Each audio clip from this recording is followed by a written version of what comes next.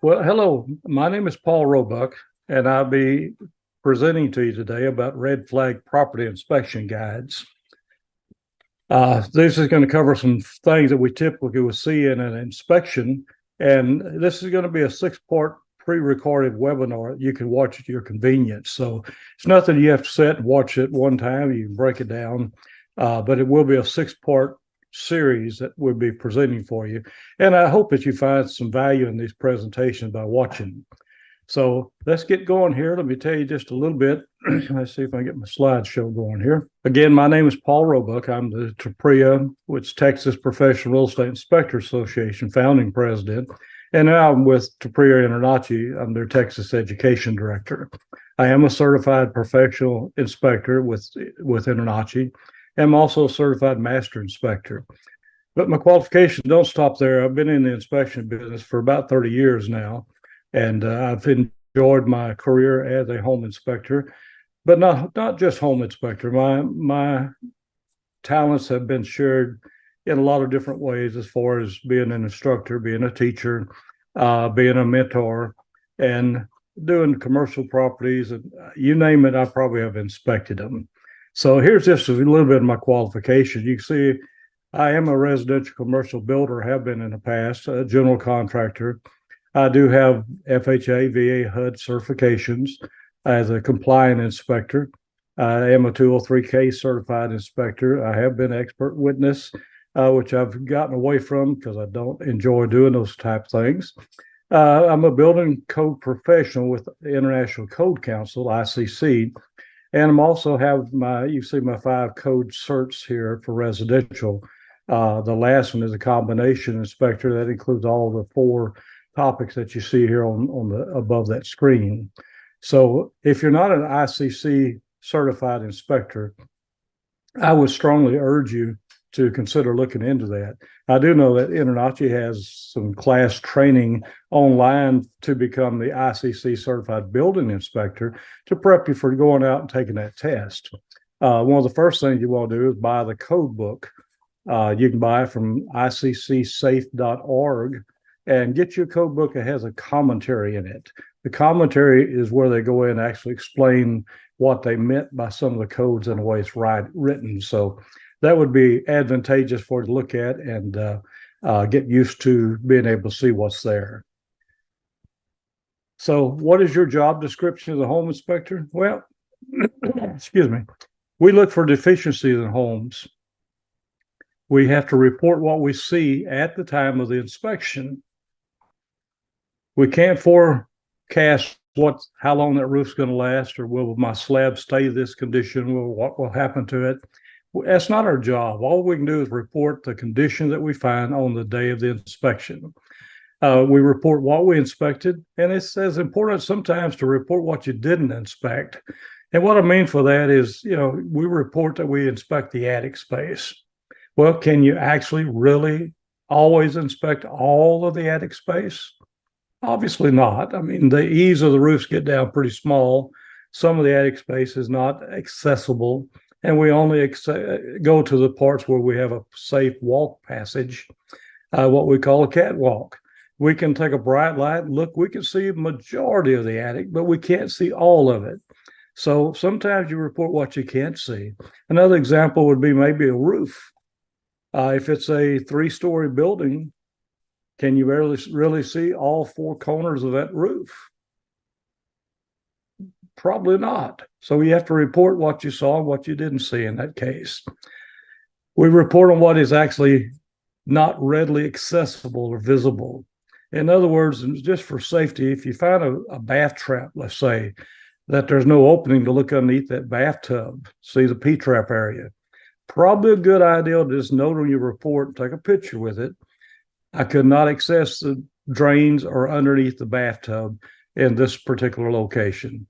It could come back and save you a lot of time in the future, as far as, somebody else cut a hole in there and then they found mold underneath the tub. You didn't see it because it wasn't accessible. So just a slight note on your report makes it that much easier for you to defend yourself if something like it were to come up. So what is a red flag? A red flag is a visual sign or indication of a defect in a structure or property. And here are some examples that you'll probably see on inspections. Cracks in the interior exterior walls. Cracks are missing mortar. Sometimes mortar is just not put on very well. It's not mixed right, so you'll have mortar cracks. And sometimes that doesn't indicate a structural issue other than it just being a bad mix on the mortar when the bricks were installed. Cracked, broken, damaged, or loose bricks.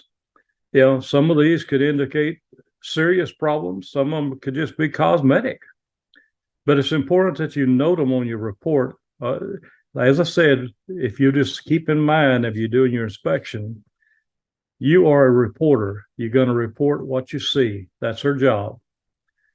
Don't try to make stuff up. Don't try to go overboard on it. You don't have to go into explanations of telling people, well, I think this is what caused that problem. Or look, this is how you fix it. It's just a minor correction. Don't do that. Those type of comments is what gets inspectors into trouble. So, if we just go on and talk about what we actually see and report our findings, that is the job as a home inspector.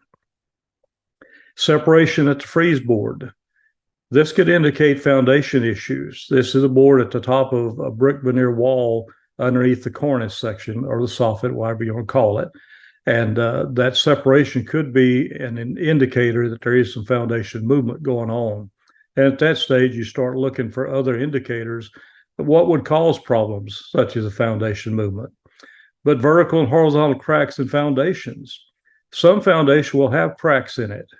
I had someone just recently tell me they pulled the carpet out of their house, and it was an inspector telling me this, pulled the carpet out of their house, and there was cracks all in the foundation. He was so concerned that his slab was just cracking and coming apart. And I had to politely just tell the person that, no, that's not foundation failure. Those are dry cracks that happen as the concrete cures, you'll get those cracks. So most times when a homeowner in particular, pulls up the carpet or floor covering, they'll find those cracks in the slab like that. They're just little hairline cracks. They aren't deep. They aren't anything to be concerned about, but they are scary to a homeowner because they think of the words cracked foundation, and that's what they think of. So sometimes we have to put it in perspective for the consumer. But some cracks, if you see one on each side of the house and similar to the same location you saw, say, on the left side of the house, the right side of the house, or the front or the back, it could be a crack that goes all the way through the slab from front to back. That would be something very much so worth noting. If you have post-tension foundations in your area, and I know this webinar can go nationwide, and I'm in the Houston market, so the southern states have a lot of what we call slab-on grades, and other states do too, but we have very few basements in our area. But we use post-tension foundations a lot here. The purpose of that, we use it, it's a cheap, inexpensive method, or I should just say cheaper method of foundations than an actual slab-on grade with rebar installed in it. And I'll show you some pictures of post-tension slabs later on during our presentations, and give you an example of what it is. Just in case you don't know, I'll make it clear for you what they are and what to look for. They're more common than what you think. As you walk a house, though, you may find some sloping or sagging floors. A lot of times, as I walk through a house, I could feel the slope or sagging floors by walking on it.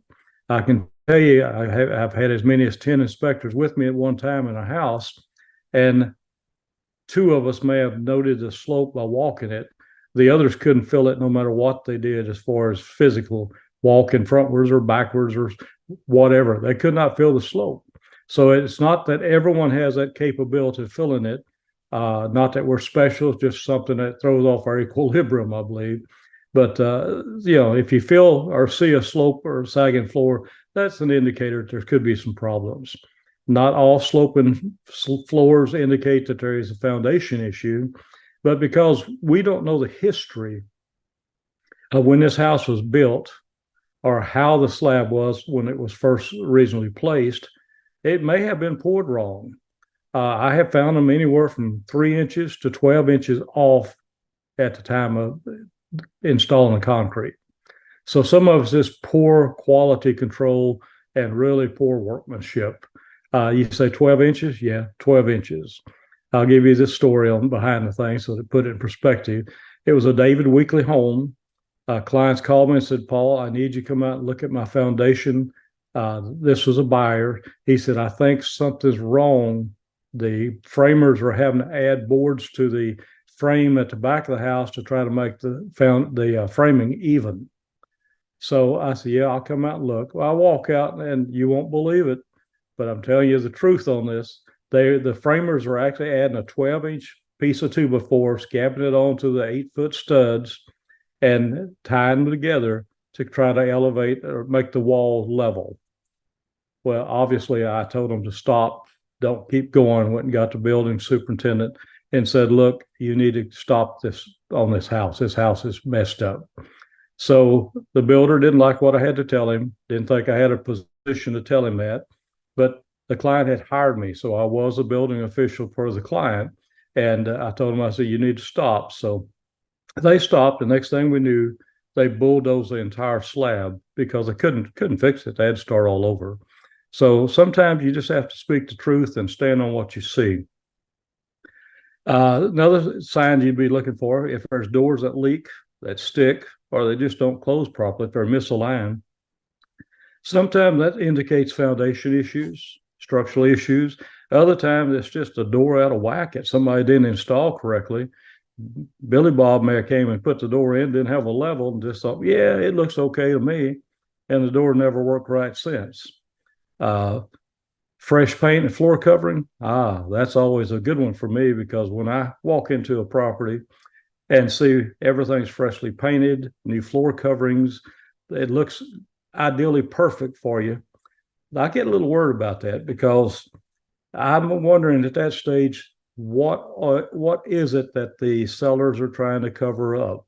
So instead of thinking, oh, this is going to be an easy job, we'll get through with this and go on to the next one. No, that's a red flag item, guys. And that's whenever you want to stop and say, hey, I better look close because they may have covered something up. I don't want to miss it. So just be careful on fresh paint and floor covering. Remember that story. Here's a little example. Talked about brick cracks. You can see the brick cracks here. You see the stair step staggers on the left side and on the bottom of that window. That's an indication of foundation movement. Whenever you see this, if you take and look at let's see, if I got a pen here on point. Let's see, my mouse spotlight. Give me a second. Let me look. I'm gonna do an arrow here. You tell me if it shows. But right here, if you see this brick separating from this window frame on any section of the house, if the caulking's there, you see the caulking's pulled away, that's going to indicate you've got some movement going on that foundation. So that would be a red flag for you to look at. But these stair step designs in the bricks here that's coming apart, that's where there's been some movement. Something's been shifting on that house. And that would be a time to stop and look and see if you can see something that's different. And maybe an issue that's there. But remember, look at these sections, look at these, and then you want to look at these. Always take a picture, include those comments, include those pictures in your report, and recommend further evaluation by a qualified professional. It's in your best interest to do that. Okay, here's another one here. Show you some more examples here.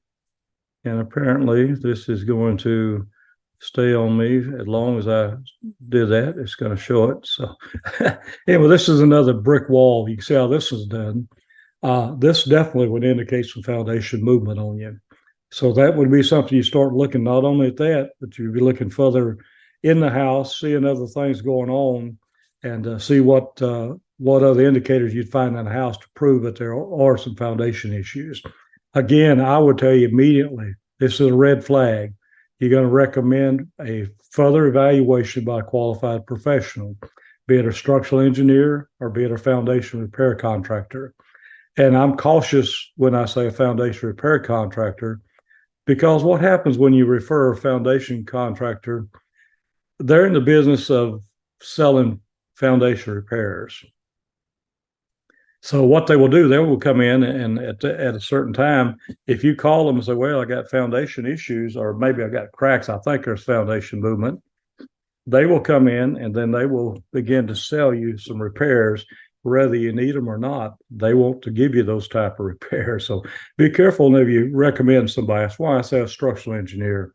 They're not always the correct one either, but at least they would be one that could tell them how to fix the thing if there's issues with it.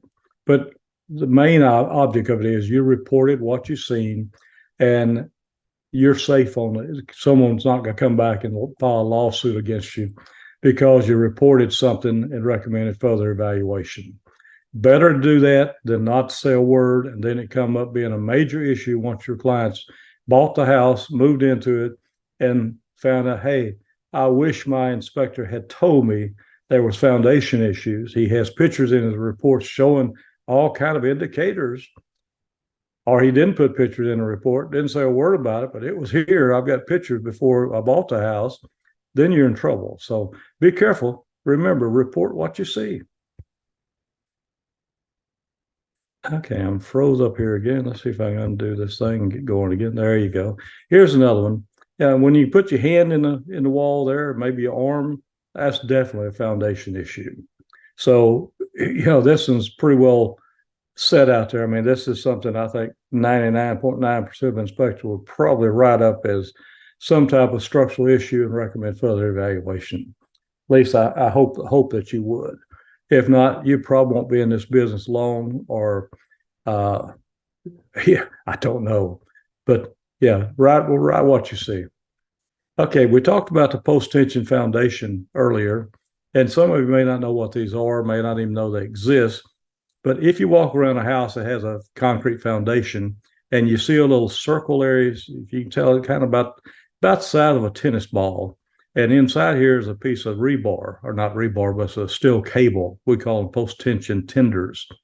If this thing is on one end, you have a live load, which is where they pull and stress the cable after the foundation poured. But I think it's within like 3 days they will pull those cables and tighten it. This actually squeezes your foundation together, and it'll take care of some little hairline cracks that the slab may have at the time of the concrete placement. But these are what we call post-tension cable ends. If these are exposed, that means water's got in here. These cables have a little cap on, a plastic cap that covers them. And then this is a non-shrink epoxy that we put around it to seal it. But if the cable comes off, or if it's too close to the edge, a lot of different reasons. But if water gets to that cable, it gets rusty, it pops. And sometimes these will actually cause this little pocket seal thing to pop off, kind of like you see at the bottom here. And sometimes it can actually cause a slab to just crack. So the other thing is these cables are put in with a little wedges, I should say, that holds it once they do the tensioning on the cables. And the wedge is what seats that cable and holds it in place. If this cable gets rusty, those wedges can slip. And these cables have been known to pop up right through the middle of a house, through tile floors, through carpet. They can be very hazardous and cause a lot of issues. So if you see this is it's a maintenance issue, but it's something that is very important that needs to be corrected. And I'm so sorry, my dog is barking at something. I am doing this from my home office, so you may hear a few background noises. Can't be avoided. But anyway, post-tension foundations. This is what the cables look like. This would be a end where they've come in, and the form boards around the outside of a slab. If you ever seen them get ready to make ready for a slab install, this is what we're looking at. This is a little pocket former. This is where the cable comes out. Remember, it's about the size of a tennis ball. This is the circle of it. This meets up with that form board, and after this slab is poured, they come in and stress these cables. They stress it up quite a few PSI, and then they'll put those wedges in and release that cable, and that seats it. Then they cut that cable off and seal that pocket. That's what you were seeing on the previous picture. But these cables run through the house. These are several different pieces of steel wrapped together, and they go about every 4 feet, 5 feet vertical, left to right, right to left, front to back, and that's what a post-tension foundation is. So I'll show you some more as we get going here. But Doors that have been shaved off, these are more red flags you want to look at. Doors have been shaved. They're not completely rectangles. Windows that leak, stick, or do not open or close properly. Plumbing fixtures that do not function as intended. Mechanical equipment that doesn't function as intended. These are all some red flags to look at. Buckled or slanted retaining walls. Retaining walls can be a structural wall. If it's within a 45-degree angle of the foundation, it could be a structural wall that helps support the foundation. If it's past a 45-degree angle, in other words, if the slab's like this, you got a 45-degree angle coming out, that's a structural. If it's more than that angle's more than 45, or angle's 45, but the wall's further out than that end of that 45-degree angle, it's going to be a landscape retention wall. So that would not be something that would be a structural issue, but it may still be something that you want to report as it could cause some type of damages or concerns as far as the landscape and the yard slipping in somebody else's property. So these are all just some red flags to be aware of. All right, so what's a safety hazard? Talking about red flags, a safety hazard, anything that could cause injury. Personal injuries caused by safety hazards, such as cuts or fractures, is usually obvious. You've got an exposed nail sticking up somewhere. You have a loose piece of carpet someone could trip over. A house needs to be as safe as possible to prevent injuries from occurring. Here's some examples of safety hazards include slipping, tripping hazards such as electrical cords ran across floors. We don't like, as inspectors, we don't like to see extension cords being used. Those are not only a safety issue, but they're also a fire hazard. Or if you see a floor that's constantly wet, could be in the basement, could be in the house itself. Constant wet floors can cause someone to slip. Exposed bare electrical wires, that's a biggie. If you see wires where they're spliced together and no wire nuts on it, not a junction box, that's going to be a red flag you need to write up. Conduit that's pulled apart, you see it slipped out. A lot of times we'll find that on pool equipment or on disconnects outside. That needs to be properly corrected. Or if they're just conduit or wire just hanging loosely, that's a big issue. Overhead service wires coming to the house. If they're hanging up where you can reach up and touch them, that doesn't have proper ground clearance, that's also a very dangerous and a hazard issue to write up. Let's talk about fire and explosion hazards, such as excessive amounts of gasoline in a detached or attached garage. That can be an issue.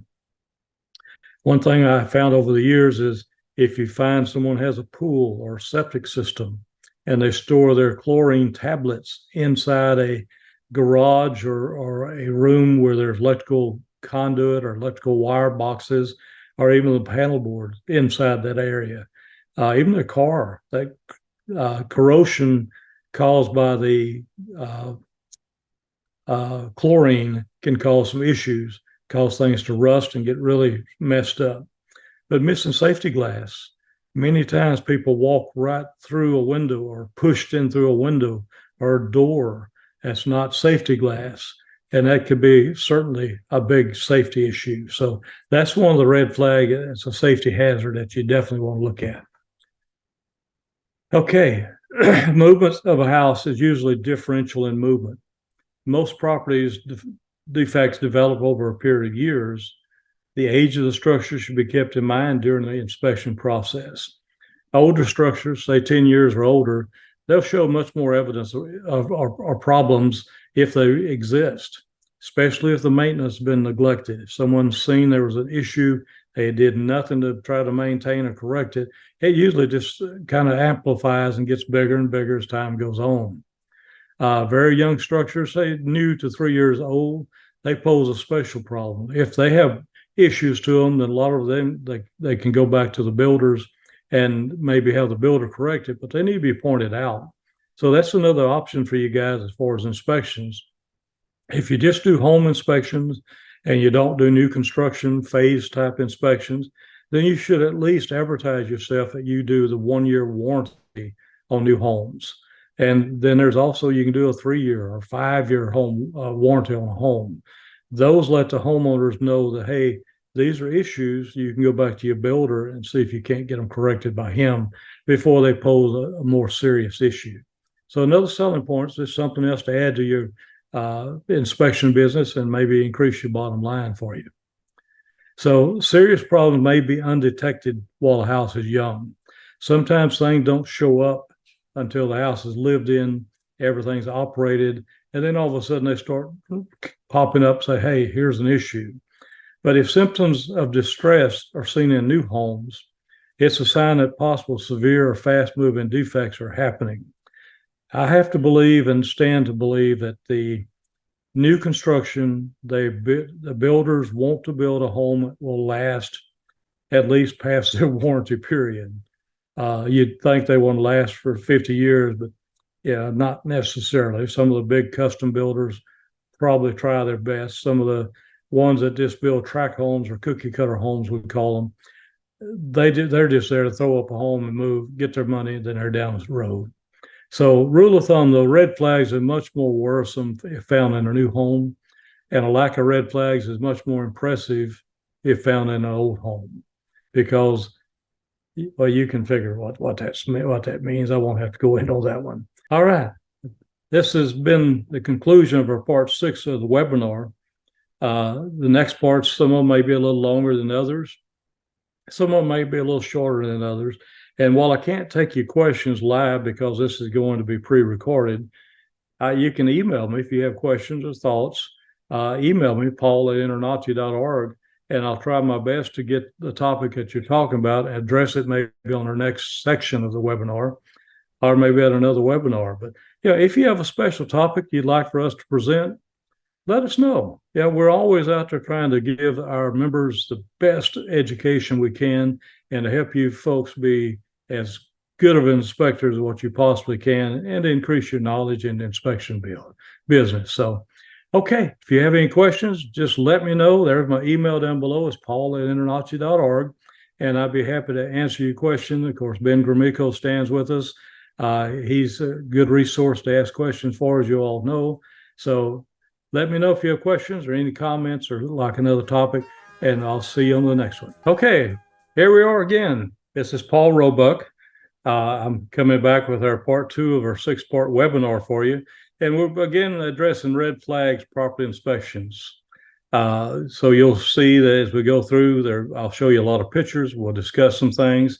Some of our presentation will be a little longer than others. Some of them won't be quite so long, but you can listen to these at your own convenience because we are pre-recording these.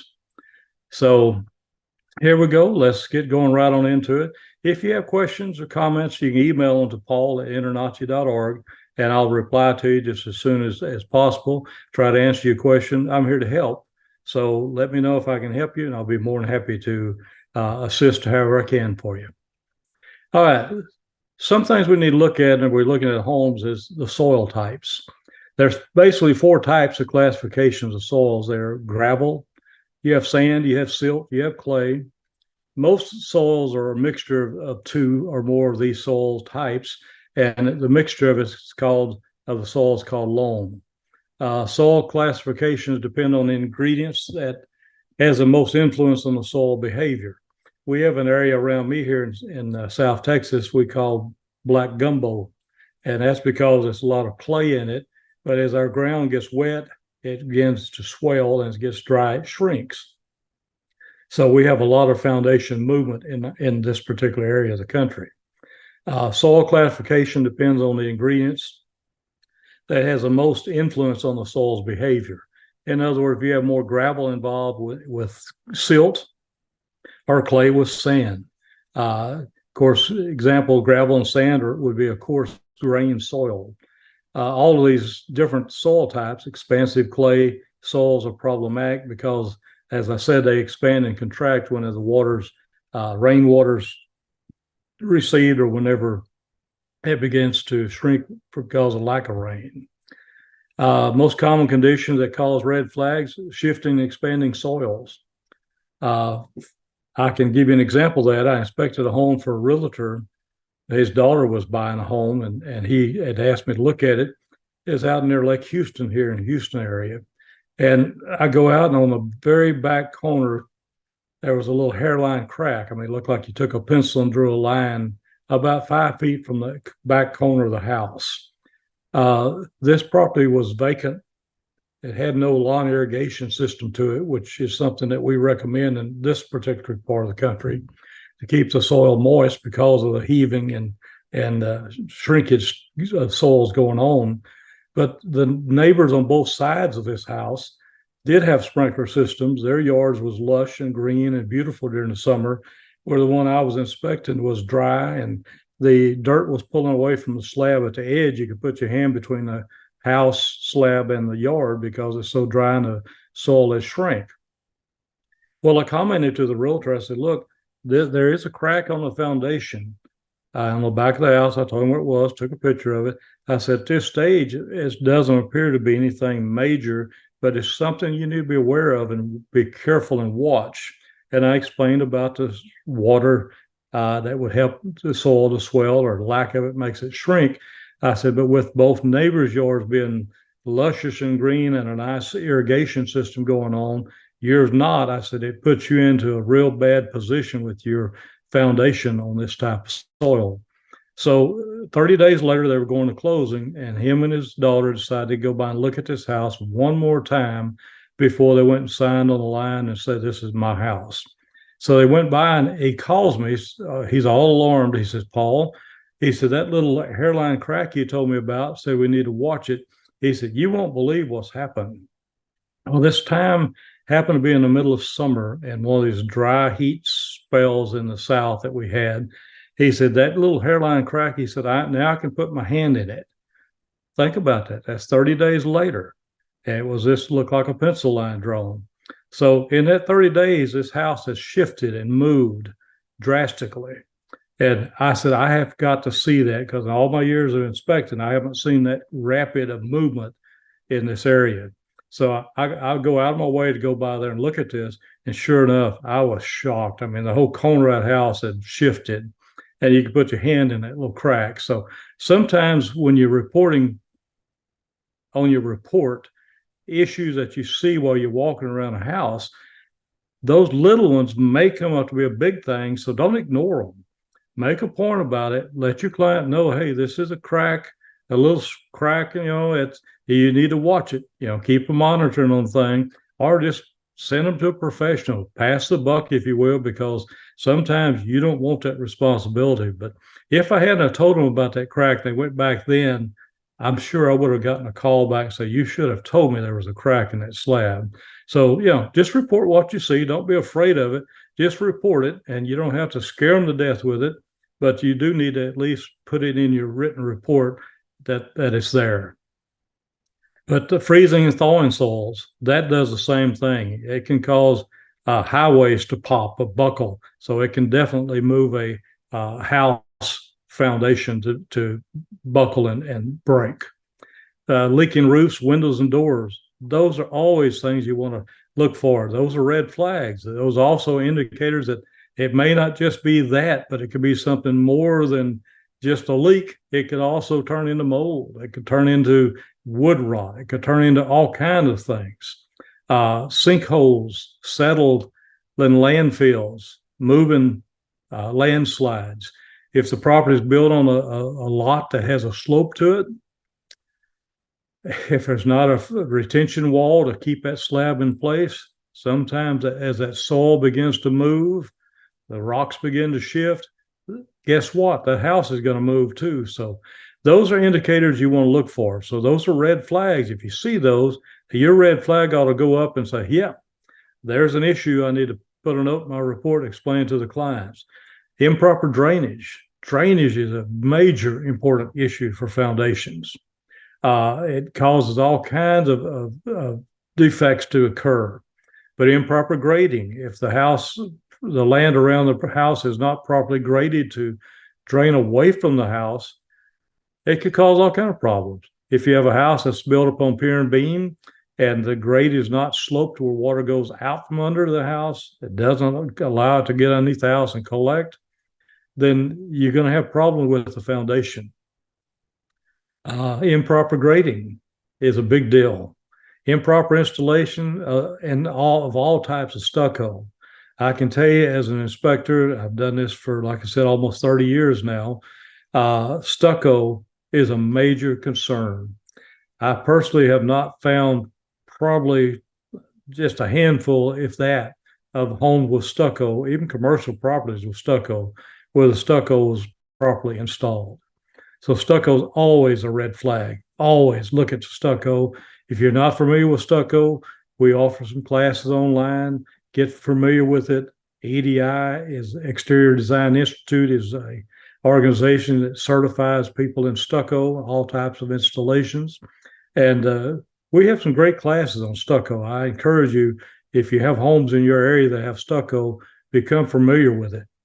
Get in and get to know what stucco really is and different types of stucco and the things to look at. Improper installed weather-resistant barrier. That's what the WRB means, weather-resistant barrier materials, flashing details. This is huge. If you're doing inspections of pre-drywall, we call them, inspections, this is where you'll get to see the weather-resistant material installed. You get to see a lot of the flashing details around the windows and doors and roof that may have been installed or may be lacking. Those are red flag issues. Those are things you want to look at because they will allow water intrusions to occur. But lack of just proper maintenance. If a house is not maintained, things happen.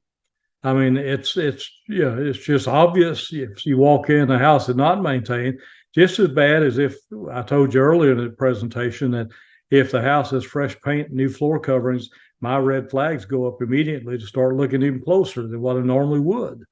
But the lack of proper maintenance is the same way because they didn't maintain it. What can be wrong? So those are just things you want to look for in the red flags as you do your inspection. All right, so who do you contact regarding red flags? It could be a structural engineer, could be a civil engineer, could be a roofing professional, could be a foundation professional. Maybe it's a mechanical HVAC professional, or electrician, electrical profession, or a plumber for a plumbing professional. You may even need to contact city, county, or the state government officials. These would be on some definite code violation things that you might see that are fire hazards or something that you may have to contact them. It could even be the local gas company. If a property has a gas leak, you definitely want to notify somebody, hey, there's a gas leak in the property. It needs attention now. So, I mean, it depends on what you find out there, who you would contact on it. But I like to tell inspectors in particular, as I teach courses, that sometimes, we don't like to refer out, just recommend a structural engineer or have a licensed plumber look further into this issue. But understand homeowners, they're naive. A lot of times it may be their first home they're buying. They may not know anything about electrical, plumbing, air conditioning. You're the expert. You're the one that they're counting on to tell us, look, if there's an issue, who do I need to get? My realtor says, get a handyman. Well, a handyman may be a good choice, but you don't have to give them a name of anyone, but a professional is where you want to refer them to. So keep that in mind as you write your reports. There's nothing wrong with referring to a professional. All right, red flags, look for it. How about cracks in structures, driveways, sidewalks, patios, even your basement floors or various foundation types? Check all properties for cracks in their asphalt, concrete driveways, sidewalk, patio, decks, slabs, garage floors. Many times I pulled up in front of a property to do an inspection. And as I get out of my vehicle to look at the front of the house, take my first picture, look at the sidewalks and the driveway. If the sidewalks are all cracked, buckled, uneven, well, number one, I'm going to write them up as being trip hazard and a hazard condition. But number two, it tells me there's a lot of tree roots or movement going on this slab, on this property that could cause some foundation issues. So your red flags can start the minute you pull up in front of a house. A few hairline cracks are no cause for worry, but cracks that are wide enough to insert a number 2 pencil tip into can be an indicator of some type of defect. That's not a very wide crack, guys. Remember that what I told you, earlier about the house I inspected with a little pencil line crack and how it moved in 30 days. So, beware. You think, well, it's just a hairline crack, it's not a big deal. Well, it may actually be a big deal, especially if you don't note it on your report. If one side of a crack in a walking surface is raised enough to trip, then it's definitely a safety hazard. It's an indication of uneven ground movement. So look for cracks between the patio edge and the house foundation. That can tell you if how dry the season may be and the soil may be shrinking. It'll let you know that if it's dry like that, there could be some movement. So those are indicators to look for. But check to see if the sidewalks, driveways, patio decks, garage floors, or slabs have open voids. If there's anything that's open, cracked, and damaged, even a detached garage that you think is just a piece of useless garage that they're using for storage, if you're inspecting it, make your notes on it, write it up. Don't forget, those could be things that come back and bite you on the rear end side later. Okay. Excuse me. There are several different types of cracks you'll encounter while inspecting a foundation. These are hairline cracks, open cracks, cracks with vertical slippage, and then the horizontal cracks. Now, keep in mind, not all cracks are structural, but they can be. So there's a big caveat there. They can be. But one of the most important things you want to see if you're looking at a foundation on slab on grade and it has a horizontal crack, it could be like a sandwich effect. If you got two slices of bread and you've got movement, one, say the top piece of bread slid off the bottom piece just a little bit one way or the other, that's a horizontal crack. I personally don't know how they fix a crack like that. So if you find any type of movement like that on a foundation, recommend a structural engineer because that type of crack is a major structural issue. I mean, the slab has definitely failed. So keep that in mind as you look at them. Hairline crack. Now, once we place concrete, a lot of people use the term we pour the concrete. Well, actually, we don't pour it, we place it. But during the normal curing process of concrete, random hairline cracks are going to appear. Hairline cracks are those that are randomly thin cracks that look like pencil lines drawn on the surface. They do not completely penetrate through the surface of the foundation. There are no openings between the edges, and they usually do not indicate serious problems. Those are what we call shrinkage cracks. All concrete is placed wet, and as it dries, you'll get some of those little shrinkage cracks, as we call it. So, just keep that in mind that shrinkage cracks is what those are, and usually they're not a problem. Those come with time and experience, and the more you do inspections, the more you'll become aware of it and familiar with what's going on there. Okay, open cracks. The width of open cracks should be estimated.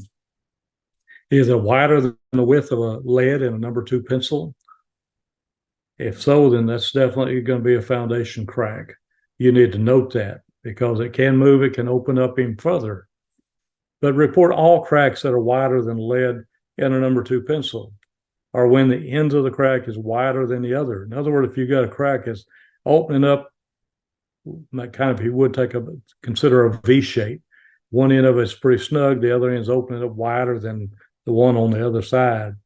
These are red flags. These are comments that should be written in your report with pictures. Always show pictures. This is what it is now. If you have a measuring tape, you can always put a measuring tape down, something to show that, hey, this is where the crack is today. You should monitor it. Have a professional further evaluate it.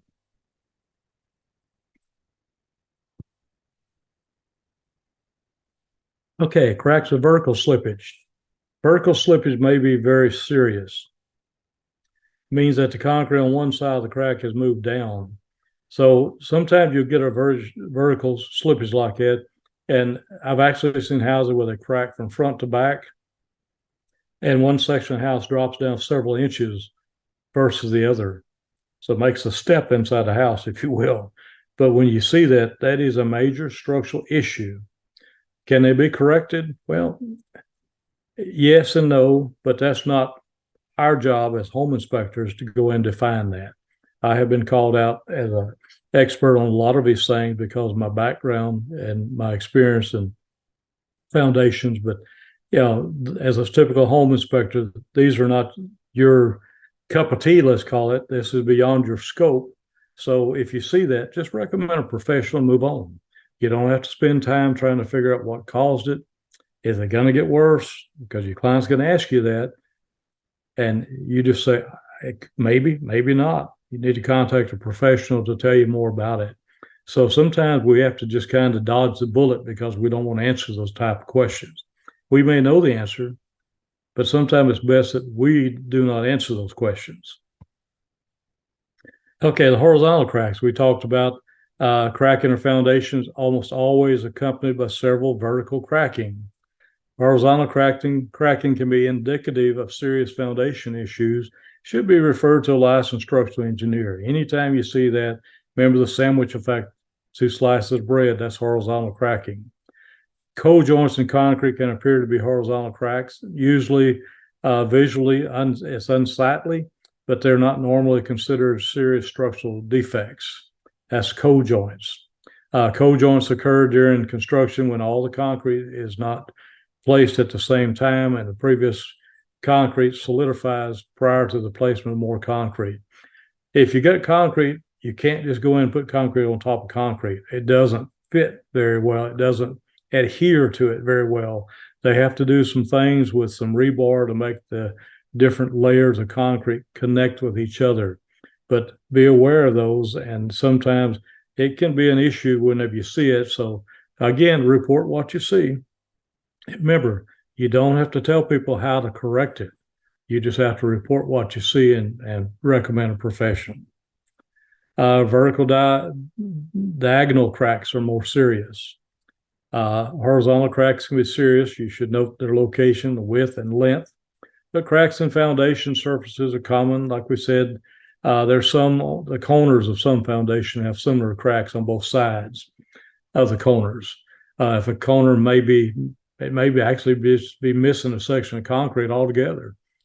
In our area, we call those corner pops. And they're generally not a structural issue, but they can be. I mean, if you have a brick veneer wall or a stone veneer wall on top of those corners and you're missing a section of concrete at the very edge of the house, and this is what we're talking about, the very corner where the house foundation makes a curve, it turns, those corners sometimes can break off.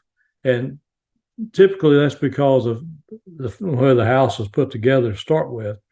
During the original construction, they didn't leave the plastic flashing underneath that corner of the house. And if you put bricks or stones or some type of mortar product on top of that, that concrete and the mortar on the stones or bricks is going to expand and contract at different segments of temperature, and some it'll cause it one or the other to start breaking. But if the corner broke off and it could be indicate a severe problem, so not just be merely a condition of random cracking. But sometimes if the corner popped off and it's 12 inches on one side of the house, 12 inches on the other side, and you have bricks or stones on top, nothing's supporting those bricks or stones, so it's going to cause some issues. So be careful as you start seeing that. Sometimes it's common, sometimes it's not. So I'll leave it up to you whether you report that as a foundation issue or you don't. I'm in Texas, and our standards of practice in the state of Texas for inspectors require, if we find a crack in a foundation, even a corner crack that most of us would consider to be cosmetic, we have to report it as foundation issues. Okay, we talked about the post-tension foundation. I showed you the picture earlier how the cables run through the foundation before the concrete's placed. This is what the end of it looks like. The cable sticks out about 6 feet through this opening at the time the concrete's placed. We give them about 7 days for the concrete to cure. It takes 21 days, I know, for concrete to cure, but in post-tension foundation, we give them 7 days. Then they come out and they put a hydraulic jack on this cable and pull that cable to, it's about 3,500 PSI. There's a lot of tension on it. And then they'll seat that with those wedges we talked about earlier. This is just a little pocket cover they put on it. These rusty things here, That's where you saw that black piece inside I told you was a pocket. That's where they nailed it to the form boards that was around this foundation before the concrete was placed. This is a picture I showed you earlier where this little pocket area had popped loose because water had gotten into this cable. Of course, when rust develops on something metal, it expands. And as it expands, it pops this cover here off to where it looks like this. So if you're doing a house that has a post-tension foundation, and you'll know if it's post-tension because you'll see these pockets on at least two sides of the house. You won't see them on all four sides of the house because on the post-tension, you have this section, which is what we call the live end, the cable that they pull to tension it. The other, this cable is set to the inside of the form board, and we call that a dead end because it's attached there. So one cable in, they pull, and you'll see this on at least two sides of the house. But if you start seeing, like on this left picture, where the cable's rusty, that is a repair item.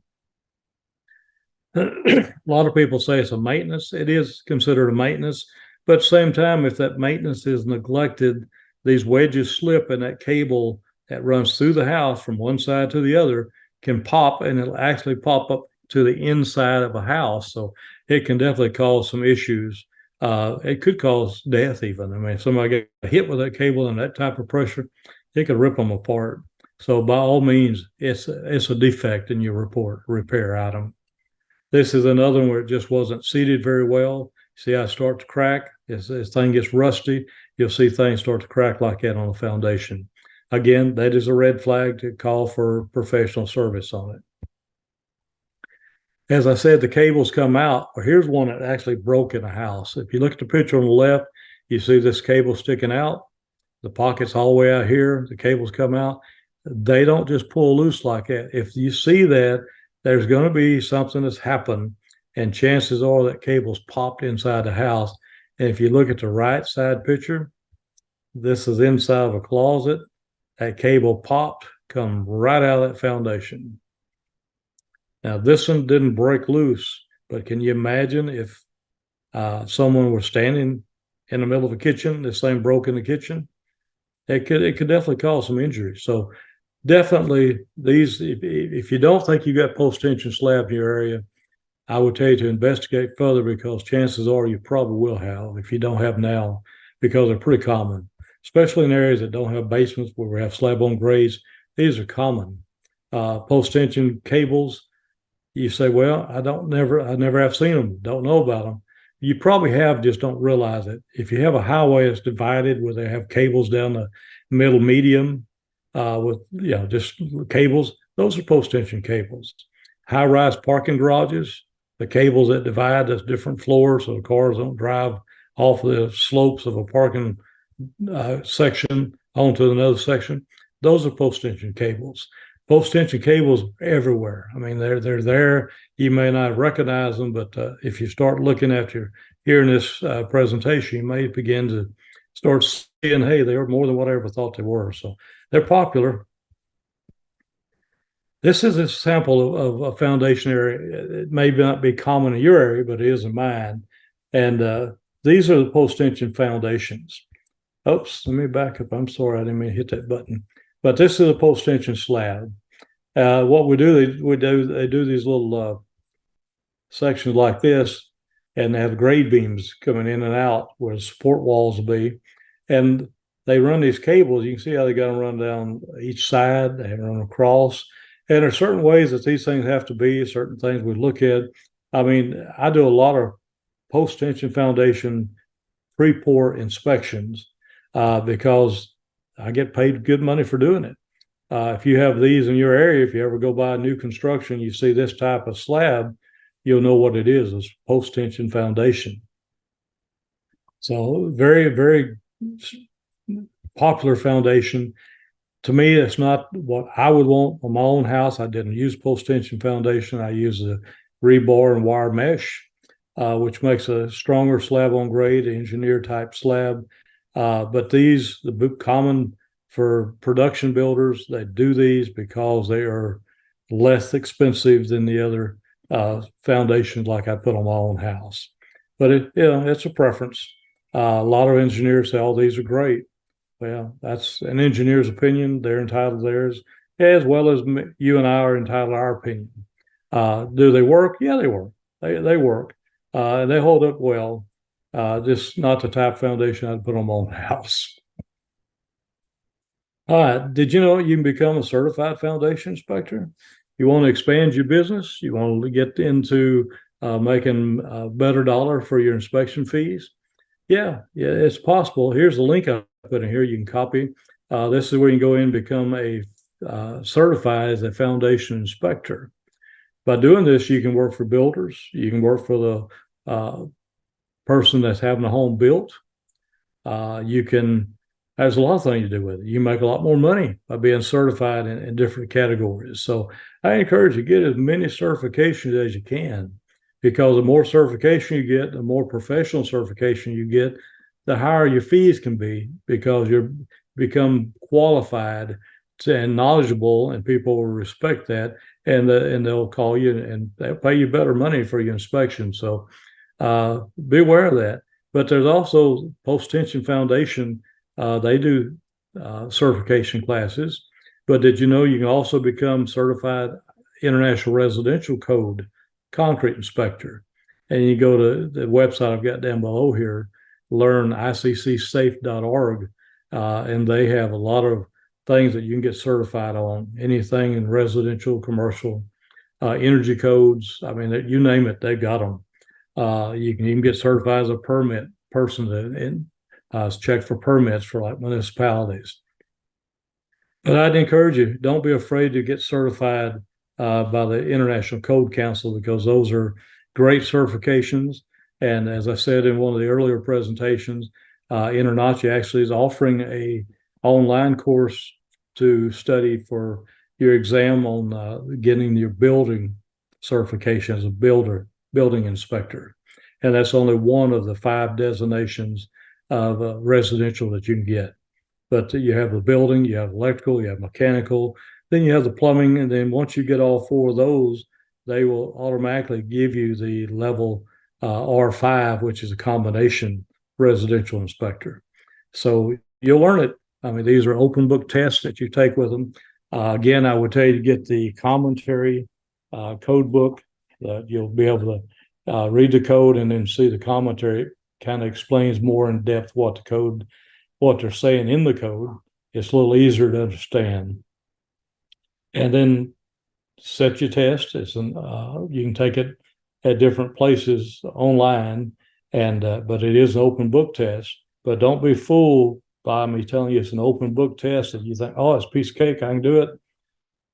I don't know of anyone that I've ever talked to that has their code certifications that took those exams and said, oh, this was easy. Everybody I've talked to says the hardest test they've ever taken. So not trying to scare you, but I just want to prepare you. It's not a piece of cake. You have to know how to find the codes in the books, and that's it. Because sometimes one code will read a certain way, and it may not be in the code section that you think it should be in, but it'd be in another one. Some of those will be mechanical. Some will be the HVAC system. Some of them's a gas system. So there's you have to know where to look at. And your index in the code books will help you find a lot of that. So anyway, check out those websites. I left it on the screen here purposely for a while so you can take a picture. I don't know that you can click the link. It's underscored, so I don't know if it'll work on your end of it to click and try it. But anyway, if you have any questions, you're welcome to reach out to me, and I'll certainly try to help you best I can on how to prepare for these things or how to get started. I do know that InterNACHI has flashcards on these topics too that can be beneficial to you. And I can tell you, when I took my code certs classes and tests, I took them years ago. I used the flashcards. I used any type of practice exam I could find. I'd take everything I could to pass it. So it's a lot easier. When I took mine, it's been years ago, and it's changed since that time. Like I said, I've been in this business for over 30 years now. The code cert classes, you had to take all 4 exams at one time. That was a 8-hour day testing. Well, it was tough. finally they've changed it now where you can take one section at a time. You can take it just on building or just the electrical part or the plumbing or the mechanical part. And it's like a 2-hour exam. It's open book. So, you can prepare a little easier, take it like that rather than an 8-hour exam. So some of us old timers have been out there for a few days, few years. You'll have mercy on us once you take that test, I promise you. But anyway, good luck to you. If you decide to take that test, I wish you my best. Okay, thanks again for attending our webinar. I hope you enjoyed this presentation, and you'll go back and attend all of our 6-part webinars. So this is the end of part 2, and we hope to see you again on part 3. So thanks again for attending. Again, I'm Paul Roebuck.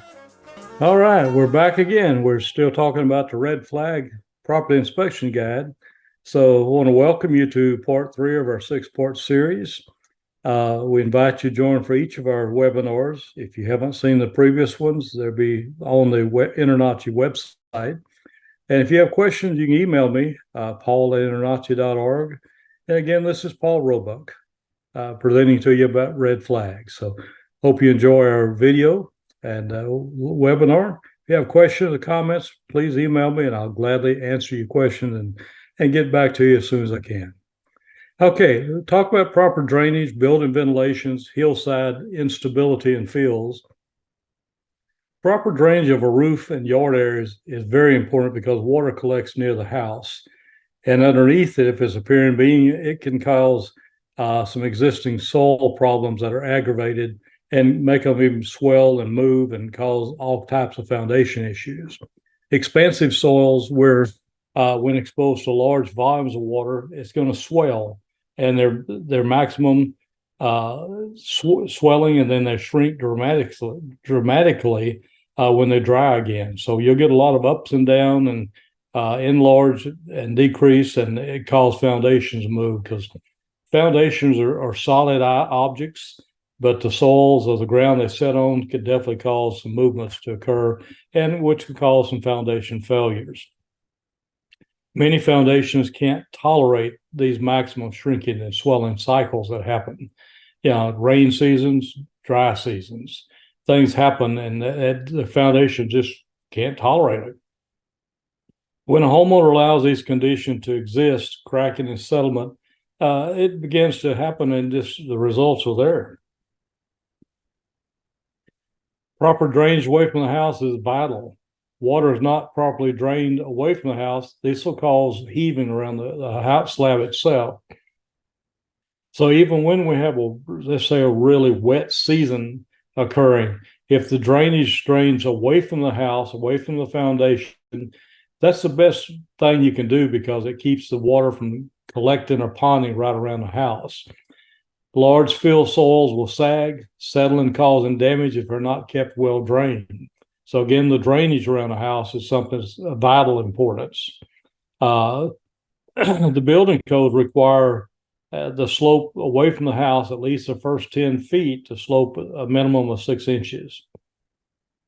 That's a good slope if you think 10 feet, but as you walk around the house, you would noticeably see that it slopes. Now, some of the houses in subdivisions where they build them right next door to each other, you don't have 6 feet between the two properties. They have to drain them in between towards the middle of the division of the yard. Then they put in some type of a drain system, underground, French drains, or just a drain to drain it out to the street or wherever they're going to run the water off to. But if water pools right next to a foundation, it can easily seep into the house, under the house. It can cause voids under the foundation, basements flooding, wood rot, damage to heat ducts and swelling of wood floors. All kind of bad things happen if the water is not drained away from that property correctly. Anyway, French types of drains they install. Some of them are French, some of them are underground type drains. These are usually not something we inspect during home inspection. If it's not visible, then it's not something we can inspect. In other words, you don't have X-ray vision, and we can't check underground drainage systems. A French drain is defined as a drain consisting of an underground passage made by filling a trench with loose stone covering the earth, called also rumble drain. But Other underground type drains may simply drain into another section of the yard or into the street. These are usually not inspected during a home inspection either.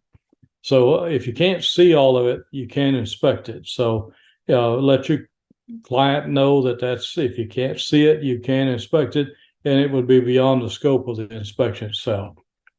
Proper grade and drainage away from the house is critical, though. Water, if it's not properly drained away from the house, can cause foundation movements to develop. During certain dry or wet seasons, foundation movements can occur very rapidly. Roof gutters should not drain near the foundation or hard surface joints. Heaving can occur because of excessive water. Lots of soil, depending on the particular type. If it gets wet, it swells. It dries, it shrinks. So you don't want an amount of the roof wherever it goes in that gutter. Sometimes those gutters collect heavy amounts of rain coming through a little 5 or 6 inch gutter, and that can cause excessive water to swell in one spot. And I've actually seen foundation issues develop because of improper installation of gutters. Why does that happen? Well, that's a good answer. Good question, I should say. They happen because the gutter guys don't know anything about structural issues of a house. That's not their job. They get paid to put gutters up. So they put the gutters up, finish their job, get paid, they're down the road.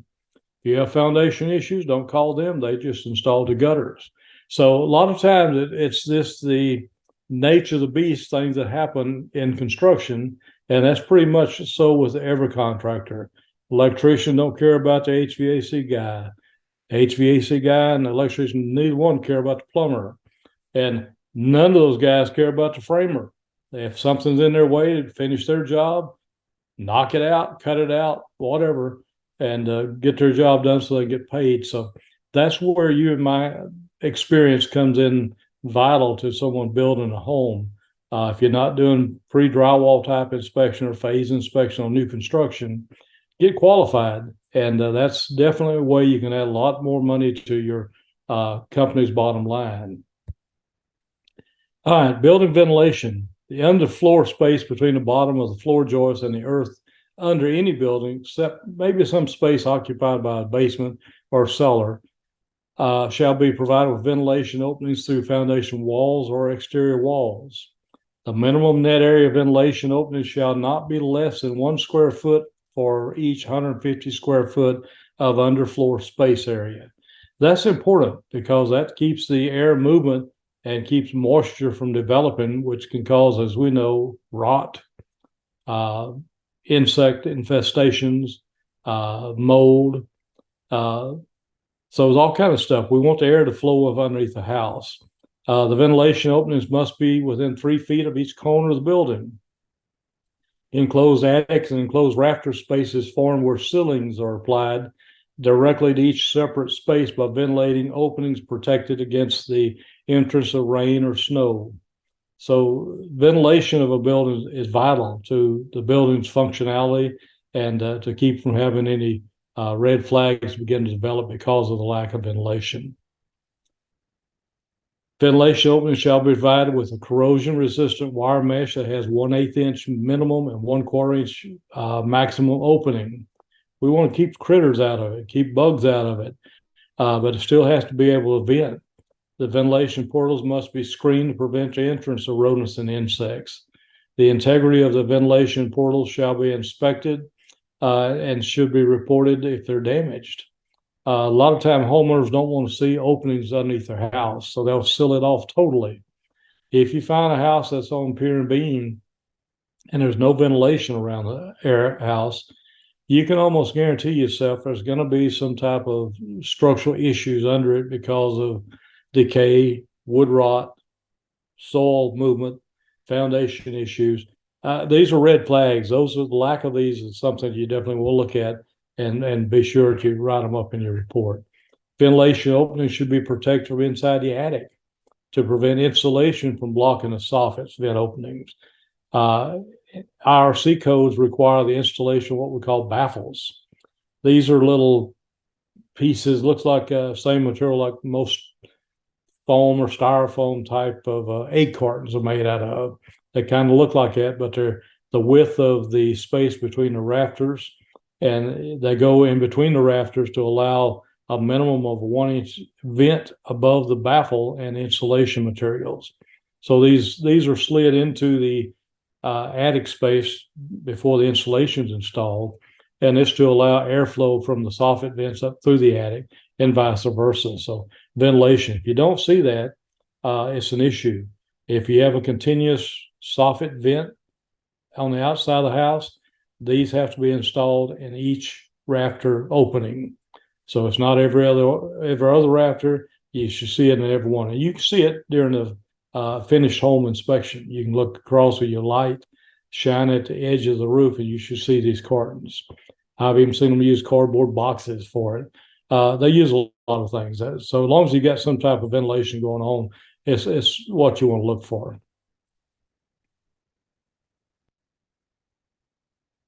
Okay, foundation maintenance. Let's talk about that for a little bit. As red flags, we look for our inspection.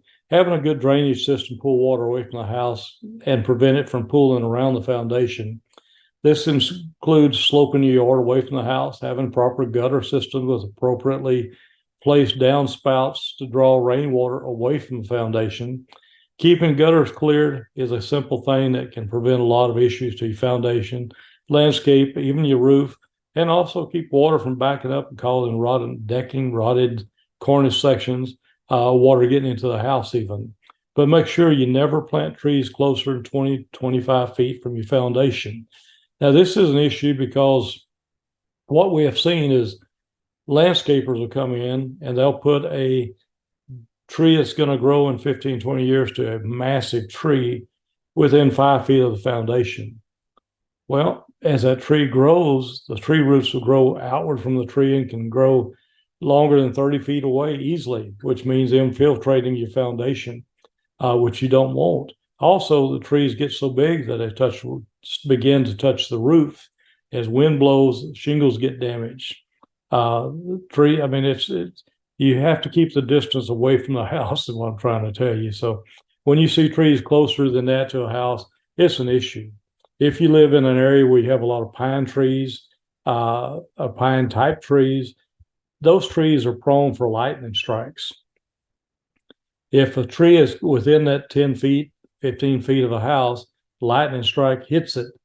That's close enough that lightning spark from that tree could spark onto the house and cause a house fire. So there's a lot of different things. Again, if storms come through and pushes a tree over, it could cause a tree to land on top of the house and cause damage. So make sure your landscape around the house has proper seals, doesn't hold water after it rains. You want to be able to keep your plants water but not soak the edges of your foundation, making the soil unsettled. My personal preference is if you're around your foundation area, I like to see about a 15 to 18 inch gap between the edge of the foundation and any type of flower bed or shrubbery section that you have. I like to see it dug down a little bit where you put some bull rock in it and slope those bull rock sections of the grade away from the house where the drainage go away, and still leave your slab exposure. You want to see at least 4 to 6 inches of slab exposed after the bull rock's been installed. That prevents you from having a lot of high water content getting into the house. You can let you see if there's any type of termite activities going into your house. So there's a lot of benefits to it. So it helps keep the drainage away from the house, protects your foundation too. So just personal thought on it. I like to see that. I see very few builders do it, but I'm beginning to see more do it as time goes by because they're realizing it makes just for a better home. Attic access. The International Residential Code, the IRC code, requires the installation of attic access doors and pull-down stairs to be properly insulated and weather stripped. Today, the energy codes, the International Energy Conservation Codes, require these access openings to have the same amount of R value as the attic insulation does. So if you have an R30 or R20 requirement in your area, that insulation has to be as thick on top of that little access opening and pull down stairs to make it meet code. Attics containing appliances access shall be provided with an with an opening and a clear, unobstructed passageway large enough to allow removal of the largest appliance, but not less than 30 inches high by 22 inches wide, and not more than 20 feet in length measured from the center line of the passageway from the opening to the appliance. What does that mean? That means if you have an air handler in the attic space, the opening for you to gain access to it has to be large enough for that piece of equipment to be able to be removed and replaced. So if you got an air handler sitting in the attic, and say let's just say 30 by 36 inch, 6 feet long piece of equipment, that opening has to be at least big enough for that 30 by 36 piece of equipment to come out and put a new one in. So if you can only get your head in the attic to look around, you see a piece of equipment like that in the attic, that's not a proper attic access. That's something that would be written up as a deficiency, because that's a red flag. You'd rather tell the person as they're buying the property, hey, you're going to have a problem if you ever have to have this unit replaced.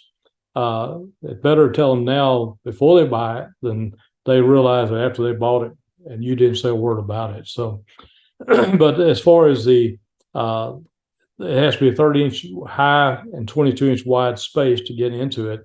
But the walkway, what we call a catwalk in the attic, can't be more than 20 feet from the attic access opening to the piece of equipment. In other words, if you climb into an attic and you have to go 30 feet, 40 feet to get to the air handler or to the water heaters inside of an attic space, which in Texas we have that. In other parts of the country, not so much so. But if you have to cross over that much footage to get to it, it's too far, and there should be another attic access installed. But the attic also requires there be a solid, unobstructed walkway, and that's what we call the catwalk. Unobstructed means you don't have to cross over any electrical wires. They can't be stapled to that walkway we walk on, because walking on cables can cause electrical issues to short out. Can't have gas piping or water piping running across it where you have to step over it. A solid, unobstructed walkway means that you can take a two-wheel dolly, roll it in, hook to a piece of equipment, and roll it back out without having to cause damage to pipes, wiring, or anything else. Plus, it's safe. It keeps you walking, standing up or crawling, rather than falling over and hurting yourself or someone else in the attic space. So just something else to look at, to consider during your inspection. Those will be red flags that you definitely want to write up if they don't have those items installed. This just shows you a little bit of attic access, some of the things, spaces that you can see, access openings, where the equipment is. You can probably zoom in on some of these. I can, to show you some of these like this. It gives you the attic access. And a lot of times, if you're doing pre-drywall inspection, you'll see these. You can easily catch it. Other times, it'd be after you're already in the place. And I can tell you, I've done new construction, even commercial buildings, where catwalks, you get in there, you don't have a good catwalk to walk around and see things. But once you do get there, you have to walk 25, 30 feet to get to air handlers in the attic space. And they've got the unit installed what I consider to be backwards. In other words, you get in like this picture here in the middle here. Let's say this is your air handler on this particular example, and the connections for the gas line or electrical on this side of the unit. Well, how in the world do you get to this little space here? You can't crawl over, you can't go around. There's not enough space. Somebody put this in backwards. So I definitely would write that up as that unit's installed, where it makes the area that's supposed to be readily accessible not readily accessible, and it's going to cause an issue down the road. So why they do that, your guess is as good as mine. I call it a bad day. I call it stupidity. I call it just inadequate knowledge of how things should be installed. Somebody just wanting to get a system in no matter what. So I've actually had it done on what they call it, a memory care facility. And there were like 6 units in the attic of this place. It was a single story and no basement. and all the equipment was installed in the attic like that. And 3 of the 6 units was installed backwards. So they weren't happy with me, but hey, it still needed to be corrected because it was installed wrong to start with. So anyway, you never know. I tell people inspecting houses is like a box of chocolate. You never know what you're going to get. But that's what makes our job fun, right? Okay, let's see. What am I here? My screen's not letting me change. There you go. Okay, hillside instability landsliding. A hillside is stable if it's likely to remain in its present form at rest without sliding or eroding. And it's going to be a judgment call on your part, because if you see a hillside, a property built on a hillside, it's going to depend on the drainage around it. It's going to depend on what type of material it is, if it's rocks, if it's stone, if it's clay, if it's sand. If it's likely to move, that could be an issue. But if it's at rest without sliding or eroding, it's probably a good build. But it's difficult for even experts to predict the future stability of hillsides. They can definitely move. I've seen them where they have a small backyard, say 25 feet from the house, a wood fence around it. On the other side of the wood fence is a canal for drainage.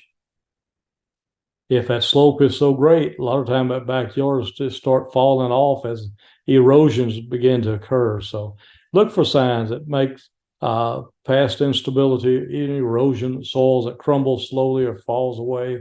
Those could be signs that, hey, things are fixing to happen on this foundation, and we need to make a red flag note of it in our report just to be aware of. Now, retaining walls.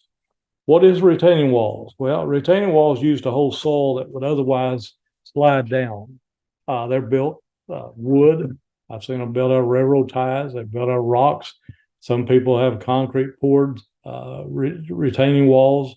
There'll be a lot of different materials. So it varies from where you're at, what type of material, building materials are present. Most retaining walls should last 100 years or more. So, they should be something that's solid. Untreated wood or Douglas fir walls last only about 10 to 20 years because they will decay due to the wood rot. Retaining wall is not supposed to move or crack. So if you see a retaining wall that's got movement to it, instead of being level, straight up and down, vertical, if it's leaning some way, one way or the other, it's probably beginning to fail. So something you definitely want to note to your client because that can cause foundation movement. It should have a drainage system, keep water from building up behind the wall and pushing it forward. So, there's a lot of things to look at on retaining wall. If you have uneven type lot sizes or yards where they slope down the side of a hill or a mountain or whatever, then these retaining walls become even more important in your inspection. Fields, most hillside home sites and many level home sites have varying amounts of fill soil used to fill low areas of the site, which creates a flat pad to which to build on. In other words, if there's a house that's built on the side of a hill, they're going to have to do something to fill that soil, the pad up to make it level. They want the house to be level. So fields may have been used on only a few small dips or gullies, or the site was originally quite steep. A great amount of dill fill may be used. We've got one place here in Texas where the builder was building around a big lake just north of Houston, Lake Conroe. And this builder went out and began to dig canals where it connected to the lake. And he'd dig these canals out and then use the dirt that he pulled out of the canals to put underneath the new home construction. Well, years go by, and what happened here, this dirt he pulled out of those canals, he changed the whole drainage as he dug the canals to put homes, calling them waterfront. Of course, the value went up big time. As he did that, though, and the home set for a little bit,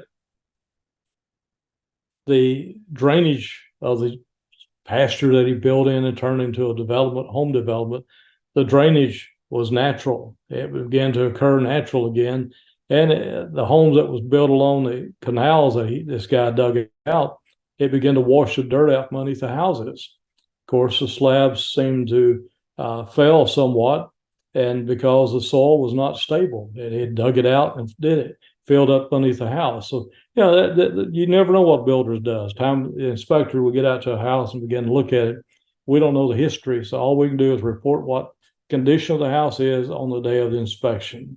So just be careful about that. If you see a slope in the backyard or a canal, whatever, pond, tank, whatever you want to call it, then there could be some issues on it.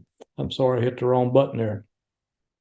It's difficult to determine by visual inspection alone whether the dirt underneath the house was existing or if it was filled during construction correctly. Improper fills may take their presence known by the damage that they occur. And a lot of times the damage that occurs, that's where you realize they had some type of wrong type of fill. To prevent distress from an improper fill, a builder must install properly placed and sized piers to stabilize the structure. What that means is that the builder has to come in if the fill is unstable. If it's on a slope like that, usually they will put what we call drilled piers. They will put piers, could be different diameters of holes going into the ground that they drill into the ground beneath where the foundation is going to be, and they put some type of reinforced steel surrounded by concrete. They call them piers, and those piers will be scattered throughout underneath the house. That's what helps stabilize the structure. So unless you're doing a pre-pour type inspection, you won't see those. And if you're doing a pre-pour type inspection, you probably would see that and be able to tell, hey, this house has piers. Plus, you should have an engineer's drawing and a seal put on the plan to show you that, hey, this is how the slab was originally designed. This is what they're doing. That you can actually verify that for your client. So thanks again for attending our webinar. I hope you've enjoyed this one and that you'll attend the rest of our 6-part series. Again, this is Paul Roebuck. If you have questions or comments, you can send them to me, paul@internachi.org, and I'll try to respond to you as quick as we can, and we'll get going on answering to get to the next webinars. So again, thanks again for attending. Okay, this is Paul Roebuck again. We're continuing on our webinar concerning red flag property inspection. Try to give you a few red flags that we might see as we go around and inspect his houses. But here's my email address for you.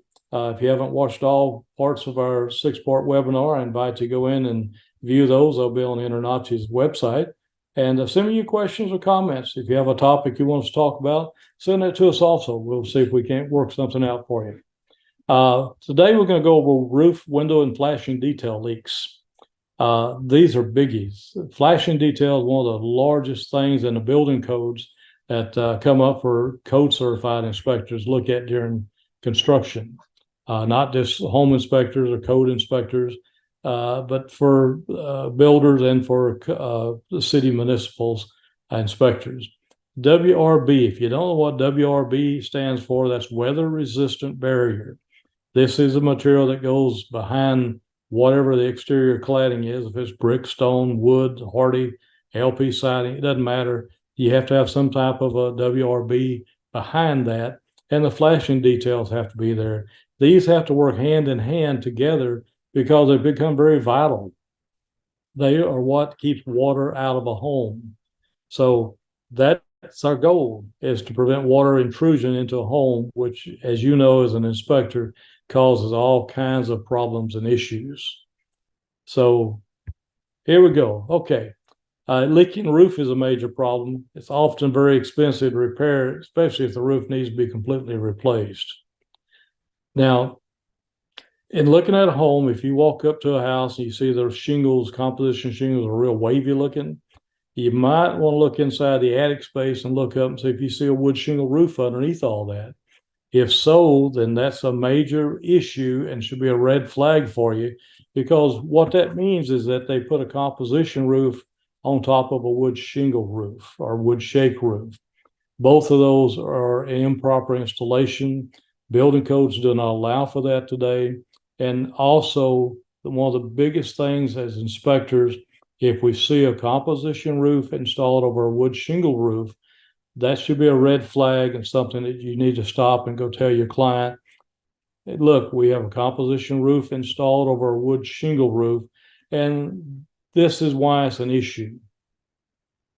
Go and call your insurance agent, whomever you're going to have your homeowner's insurance with, and see if they will provide insurance coverage for this property.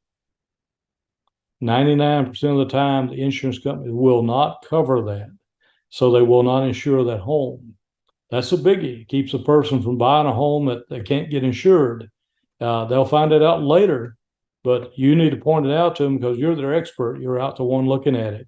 Why would the insurance companies not want to cover the insurance on that home? Well, think about it. You got a wood shingle roof. It's covered over. The wood shingles are dry. The least little spark, it's like lighter material. It ignites that wood shingle roof, and then a house fire develops, and it's a massive fire. So that's why they won't do it. The second reason is because when the composition roof fails, when the composition roof shingle is installed over a wood roof, it lasts about half the time that it's supposed to last, according to the manufacturers. So by seeing that, there's two things. One, they can't get insurance. One, the roof will only last about half the time it should. And when they go to replace it, point three is it costs them double the amount of money to have that roof replaced because they have to strip off those layers of shingles, layers of wood shingles. Then they have to put a plywood type decking material on top of it before they can re-roof it. So your cost just went up big time, multiple dollars. So is it important that you tell a client that? Yeah, absolutely. That's your job. They will love you for it. The sellers may hate you, but the people buying a home is going to love you for it. So be careful when you do that. Besides that, you don't want to be the person who gets called back afterwards. Man, I bought this house. You didn't tell me it had wood shingles underneath the composition roof. Now my roof needs to be replaced, and I want you to fix it for me because you didn't tell me. Don't get caught in that. Report what you see, guys, and it'll keep you out of trouble. If there's any signs of roof leakage, then a general contractor or a roofing contractor should be called to do a further evaluation on the roof itself. The most common signs of past leakage is wood, ceiling, or wall stains. But where does all that begin? Well, that's something we can talk about. But if the roof's been patched or repaired, you need to let the client know, hey, look, there's been some roof repairs on it. If it's got the poop-de-doop, we call it, the tar product, or flex seal as seen on TV, repairs jobs done on some of the flashing details around the plumbing vent pipes. You need to note that to them because that's roof failures. Those need to be properly repaired. So, just keep an eye out for those kind of things, and don't try to sugarcoat everything. Sometimes, not just sometimes, all the time, our job is just to report what we see. You don't have to tell them, hey, look, it's got this stuff on it. Just tell them it's an improper repair and recommend a roof for someone else come out professional to further evaluate it. And we talked about the window flashing details. I put this in here because it'll show you some. Let me slow down for a minute. If we're in the framing stage of a house and we go out and we have done some infill training with our videographer, AJ, and a couple of professional inspectors and manufacturers in Texas, and those videos will be coming out soon online. You'll be wanting to see those because they are awesome. I mean, they are some of the best video information that I think you'll ever see. Not excluding this one, of course. But self-adhesive flashing. During the framing stage, before the windows are installed, this type of flashing detail has to be installed. You see how they've done it several different areas here, different ways, but they make a manufacturer's flashing that fits into the opening and it overlaps the inside, goes up the wall a bit, laps on the outside, and then they come around, they'll put the tape around the outside of these windows and seal it. But that makes a very good flashing. But there's some that you can form, make it fit the window. These are self-adhesive that they come in, they stick, but it covers that entire bottom seal of the framing up the wall section and wrap it on the outside, and then we'll correct the rest of it as we put the seal around the outside of the windows. So during the framing stage, this is something you should see in all window openings. Okay, window flashing leakage in a home constitutes a serious problem, can cause significant damage if it's not detected. A leaking window or flashing is a major problem, often becomes very expensive to repair. The most common signs of past or present water intrusions are wet stains areas, uh, wet areas around the walls, baseboard, doors, windows, damaged wood, damaged ceilings, or even wall sections. And it depends on where the stains are at as to what may have caused that. But sometimes in a ceiling, let's say that you see a water stain, if it's a two-story house, it could be a upstairs bathroom over that area, close to that area. It could be a plumbing pipe ran in the ceiling space that could cause that. The old galvanized water pipes are prone to leak during freezing. So if you got freezing temperatures and pipes haven't been correctly replaced or insulated, then that could cause water leaks. So those issues, if they go on long enough, it causes major problems. If there's any signs of water intrusions, then a general contractor and maybe even a mold specialist should be consulted to do further evaluation. We all know what mold looks like. Some states, like in Texas, we're not supposed to tell them that it's mold if we see it. You tell them it appears to be a mold substance or something. Recommend further evaluation. But in other parts of the country, you can use the word mold, I'm sure, without a problem. Texas, we have some really different rules and regulations than what some states do. So, I mean, depending on what your area is, if you spot something that looks like mold, your clients are going to know what mold is just as well as you do. So, just be cautious with how you say it, but you definitely want to tell them that there's moisture. Mold produces tiny spores to reproduce. Mold spores enter through the indoor and outside air continuously. So the mold is all around us. It's not only on the inside of a house if there's mold spores, but it's also on the outside. I mean, the mold people can check inside, outside, and compare the difference mold spores that are there.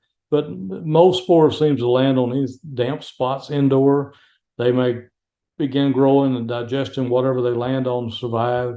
Molds can grow on wood, paper, carpet, back into the carpet, and even on food products. When excessive moisture or water accumulates indoors, mold growth will often occur, particularly if the moisture problem retains or remains undiscovered and unaddressed. Sometimes people cover up stuff. If they're selling a house, they will go to all types of extremes to hide moisture and mold because they don't want to pay for someone to come in and do the corrections on it, because at times it can get quite costly. Mold, there's really no practical way to eliminate all mold spores in the indoor environment. The way to control indoor mold growth is to control moisture. Stop the water, stop the leakage. You need to remember, though, the key to mold control is moisture control. Stop the water leakage, you'll stop the mold inside. Many areas are prone for mold growth, generally caused from water intrusion or even a plumbing leak. Many times, if shower leaks in the wall or the bathtub drain leaks, if you open the trap area, the access to get into those sections, then you'll see that there's intrusions of water and the mold will begin to develop. If it's not treated or taken care of, it becomes a very big issue. Kitchen cabinets, one I've seen time and time again in my inspections. You open the kitchen cabinet doors, look underneath the sink. It had a mold smell, nearly knock you out because it's so strong, because there was a water leak. And guess what? Nobody took care of the problem. So it continued to grow until it begins to develop into mold. But, if you spot something like that, it's not just going to be underneath the sink that you see it. The water will go underneath the bottom cabinet section, the board on the bottom of the cabinets. It gets underneath there, and then it begins to spread in areas that you don't see, but yet it's magnifying and getting worse and worse as the days go by without being treated. So again, the key to mold control is to control the moisture. Okay, we're going to flip over a little bit of stairs and handrails and guardrails now and go over some of this. But the codes tell us that the handrail should be provided on at least one side of each continuous run of threads or flights with 4 or more steps. So if you got 4 more steps going up a flight of stairs or steps, 4 more, you have to have a handrail. That's inside or outside, doesn't matter. The handrail height shall not be less than 34 feet from the floor and not more than 38 inches from the floor. So 34 inches, I think I said feet, I'm sorry. 34 inches from the floor and not more than 38. That's what most people, children, short adults, tall adults, most people can reach those. Porches, balconies, or raised floor sections located more than 30 inches above the floor or above the ground shall also have guards of not less than 36 inches in height. Now, if you walk up there and your average guy, let's say you're 6 foot tall, and the guardrail or rails around the porch or balcony section comes up to your knees, then that's an issue because of most people, someone could trip, fall, someone could be shoved, fall right over it. So that's why the guardrails have to be 36 inches in height. But if you have a porch or decks that are enclosed with insect screens, which a lot of areas have insects. I know down in our southern part of the world, we have mosquitoes that big enough to take your car away almost. If they have insect screens covering the porch, then it has to be provided with guards where the walk-in surface is located more than 30 inches above the floor or the grade outside more than 30 inches. So you have to have something like that to prevent someone from falling, causing injury. So don't miss those things. Many times we see people put a set of steps up to a balcony or not a balcony, but to a porch that they've added onto a place. And they forget to put guardrails. They forget to put handrails on the stairs. Well, everybody's not as balanced as you are in your younger years. A lot of times we could take a fall and not hurt us. As you get up in age, some people have handicap capabilities or that can cause them to trip or miss a step and cause them to fall. But handrails are very important. So pay attention to these and keep in mind what these requirements all are. Required guardrails on open sides of stairways, raised floor areas, balconies, porches shall all have an intermediate rail or ornamental closure that do not allow passage of the spear 4 inches or more in diameter. A lot of times the code will take a 4-inch round circular piece of styrofoam and they'll use it to measure to make sure nothing any larger than that will pass through the opening. The reason behind this 4-inch separation requirement is to protect small children, even small pets that can slip through these openings and fall and get hurt or injure themselves, or even worse, depending on if it's on a balcony or elevated part of a second floor or third floor of a house. So the 4-inch rule is a biggie. I mean, you can take a tape measure and measure 4 inches, and you'll be pretty safe on measuring that. But 4 inches, anything larger than that, if it passed through the openings of the stair rail balconies or the balusters, then that's something that should be written up. That's a red flag for you. Older construction, probably built before, I'd say before the 1990s, didn't have that same requirement. So some of them I would almost fit through. The space was gapped so far. And there's a lot of ways that people can correct those. But again, as a home inspector, it's not our job to try and correct it, to tell them how to correct it or what to do about it. So it's our job to point out, hey, this could be a safety issue. We want to make you aware of it. Handrail ends today shall be returned and shall terminate in newel post or safety terminals. Handrails adjacent to a wall shall have a space of not less than 1.5 inches between a wall and a handrail. This means where you put your hand around, you want to be able to get a full grip on that handrail. So that gives you enough room for your knuckles of your fist to bend and wrap around the handrail and hold on to it. The end where the handrail returns to the end, that talks about at the bottom of the top of the handrail, the end of that handrail can't just be open. In other words, you don't want to where a lady's purse strap will get caught, or loose clothing could get caught on it and cause someone to trip. those ends have to turn and go back and touch the wall. So if you have a straight handrail, the very end of it's going to make a 90-degree turn and go back end at the wall. That's what that's telling you. All required handrails shall be continuous the full length of the stairs, with 2 or more risers from a point directly above the top riser of the flight to the point directly above the lowest riser of the flights. In other words, you have a set of stairs that goes up, it has to be a continuous handrail from top to bottom.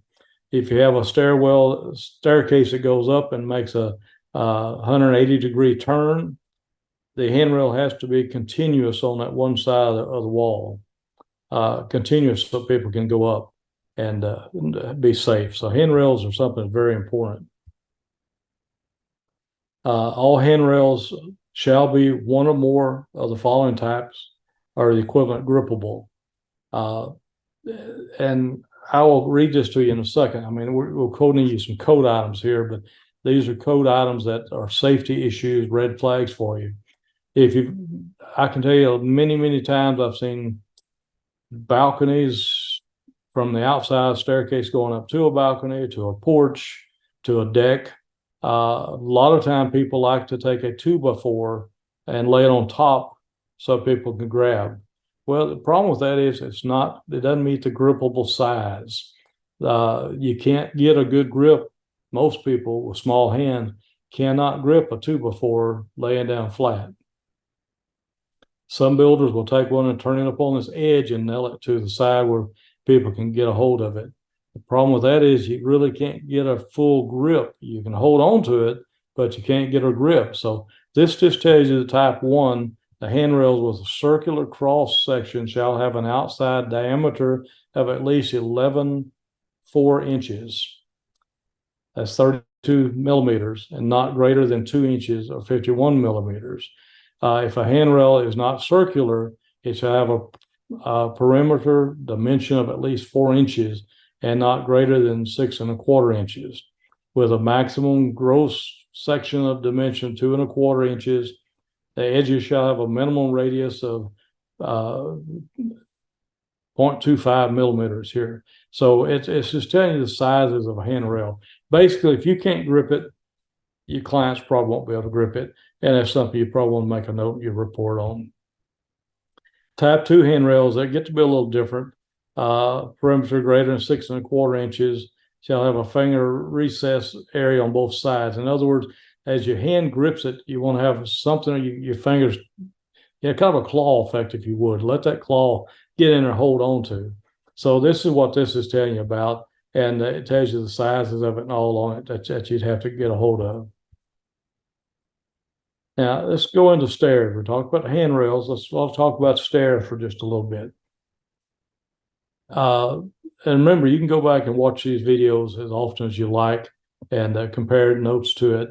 And this one I'm going to refer to the International Residential Code, section R311.7.1, that talks about the width of the stairs. It says the stairways shall not be less than 36 inches in clear width at all points above the permitted handrail height and below the required headroom height. So you have a certain handrail height, what we talked about, then you have a certain required headroom height. And headroom means you don't want to bump your head as you walk up the stairs. But there's your code reference on it. Now, the headroom, which is a headroom height required on the paragraph above, says a minimum headroom in all parts, not just some, but all parts of the stairway shall not be less than 6 feet 8 inches. Measured vertically from the sloped line adjoining the thread nosing or from the floor surface of the landing or platform on that portion of the stairway. And this is the International Residential Code section R311.7-2. Now, if you notice, those kind of go hand in hand with each other. Now, let me give you an example. A lot of older construction homes, you'll see staircases coming down from the second floor, and you'll have a section where the ceiling over the stairs come down, and then it makes a upward turn, kind of makes the bottom of the staircase height taller than the rest of it. Many times they put the return air chase in those sections. And in doing so, they furred that ceiling down further into the space of the stairs, making it where your head would actually bump those at the top of the wall top of the ceiling where it turned for the return air chase. Basically, as you walking up, no part of the stairway should be less than 6'8". So unless you're a real tall person, you should be able to walk in and not touch any part of that ceiling. The other important thing is that so you don't get hurt or someone have a personal injury.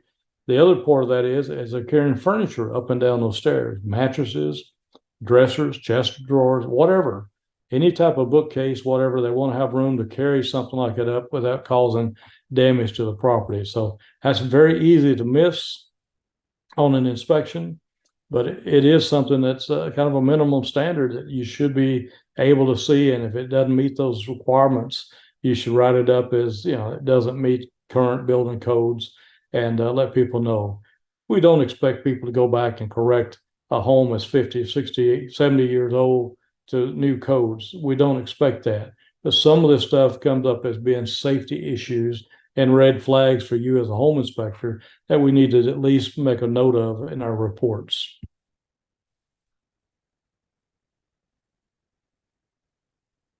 Okay, the landings for stairways. The codes again refer and say there shall be a floor or landing at the top of at the top and bottom of each stairway. So at the bottom and the top, there's got to be a landing for it. There should not be any doors that open over a stair step. In other words, if you got a set of stairs going upstairs and at the very top, there's not a landing, but you walk right onto the hallway floor or bedroom floor, whatever it is up there, and there's a door. Someone decides, hey, I'm going to put a door here to block off downstairs, upstairs. So they put a door there. Well, you don't want a door that opens and the first step you take, you're stepping on the staircase. Guess what happens? You take that first step, you miss it because the floor is uneven because the stairs step down, then you take a fall. You as a home inspector may be aware of things like that and be cautious that you don't fall down. But what about the innocent client that you're representing? What about visitors coming to their house and spending the night, getting up in the morning, going looking for their first cup of coffee? They open that door and take that first step and it throws them off. They fall down the staircase. Not going to be a pleasant situation. I promise you, your phone's going to ring, and it may be from an attorney saying, check your mail. I just sent you a certified letter, demand letter, and you're being sued. We don't want that to happen to you. Sometimes you just report what you see, but you have to make sure you're able to see what you need to see and be able to write up what it is that could be a safety issue and a red flag. And I'm telling you guys and gals out there, stairs and landings is something you don't want to miss. It's very important. If you're walking up a set of stairs and each step seems to be at a different height, that's a problem. That can cause people to trip. And I've seen inspectors miss it time and time again. And I mean, it gets so obvious. My concern is I practice my own business. I stand at the bottom of the stairs before I go up them. I stand and look, and I try to analyze visually each step. Do they look even? Do I see one that's the gap's a little bit bigger than the other one? Yeah. If I do, then I'm going to write that up, because if it's off, it's enough. I don't care if one step's off. It's still enough to cause someone to miss getting their settings, getting their steps and kind of setting a pace, if you will. If they get one that's off, it's enough to throw them off, and they probably are going to fall. So be cautious and be sure and put that down as a deficiency. Okay, thanks again for attending our webinar. I hope you've enjoyed it. I hope I've been able to answer some questions, at least stir up some thoughts in your mind and make you stop and think, did I write that up on my last inspection or the previous one? If you didn't, then good for you. This is something that gets your attention, make you a better inspector in the long run. And I hope you've enjoyed this one. And we'll go in and have the next session here for you ready. So be sure you watch all of them. Again, my name is Paul Roebuck. If you have any questions, If you have a topic that you'd like for us to speak on, send me an email. That's paul@internachi.org, and we'll try our best to help you the best we can to answer your questions. I'm always here to answer your questions and help you any way I can. All right, thanks again for watching. See you next time. All right, here we are again. This is Paul Roebuck talking about red flag property inspections. And we've got a series of videos that we're doing. We'll be trying to come across and show this to you and discuss these with you. These are recorded messages or videos. So if you have questions, you can always send me an email and I will gladly try to get back to you. This is part 4 of a 6-part webinar. So if you missed our other parts of the webinars, you can go back and watch them anytime on InterNACHI.org. But if you have questions or concerns, or if you have a comment, a class topic you'd like for us to go into and present to you, email me, paul@internachi.org. We'll be glad to try to give you the help to make you a better inspector out in the field and help you be the best that you can possibly be. All right, so here we go. Hang on, let's see what we got on this one. All right, today we're going to be talking about hazardous vegetations. So as you go around the house doing your inspection, check around the house for your trees, shrubs that could cause damages. Trees planted too close to the house, shrubs that are with less than 5 feet from the side of the house, very large trees, let's say even up to 15 feet away from the house, they can all have an effect on the foundation and on the exterior of the house. The roots of large trees and shrubs can grow underneath the foundation, patios, driveways, sidewalks, breaking the sidewalks with their roots, causing the slab of the house to heave or crack. Wherever the ends of the tree branches are, is where the roots of the tree are. So if you got a tree limb that reaches out 30 feet on each side of the tree, then you probably got roots that reaching out as far, if not further. Some of the studies I've been through and classes I've taken up at Texas A&M University, they actually tell us that some of the trees, the older, bigger trees, the roots can actually go for across streets and neighborhoods to the next streets and so on. By the time they get way out like that, they may be the size of a piece of pencil lead, but the roots nevertheless keep growing out. So this causes transpiration, the removal of moisture from underneath the foundation. Tree roots are something that you want to look at. As I said in one of our earlier presentations, if you pull up in front of a home that you're inspecting and it has a sidewalk and concrete sidewalk, concrete driveway, and you see that the concrete's all busted up, it's heaved, uneven, cracked, look around, see your tree roots. The tree roots may be the cause because there's not enough watering to the yard that the tree roots start coming up. If you see that outside on the driveways, on the sidewalks, chances are that you're going to have the same issue inside with your foundation. So make sure you look, pay attention to what's growing around the house, and it may be a red flag. You need to look for something more serious inside the house. But tree branches should never extend over the roof of a house unless you've hired a qualified tree surgeon to place a root barrier along the foundation between that root tree and the house itself. Root barriers where they basically put like a sheet of some type of steel or metal or something down and separate make it where the roots of the tree won't grow under the house or to the house. Sometimes that actually kills a tree, so that's a issue. You don't want that tree branches to go across the roof of the house. And several things: the leaves drop, the gutters get clogged, the limbs break, falls on the roof, causes roof damage as the wind blows and the limbs slap against the shingles. And a lot of different things can happen. But branches extending over and in close proximity to the roof generally cause damage to the roof during heavy storms or high wind situations. The ideal placement of trees is about 1.5 times its mature height away from the house. Yeah, you heard me correct. A new construction, I see them plant trees that I know are going to be 30, 40 foot tall trees. They plant them within 3 feet of the house. Well, that's going to create problems in the long run. They think that the small tree, that's the way it's going to be, same size forever. Well, that doesn't happen. The trees are planted and they're supposed to grow.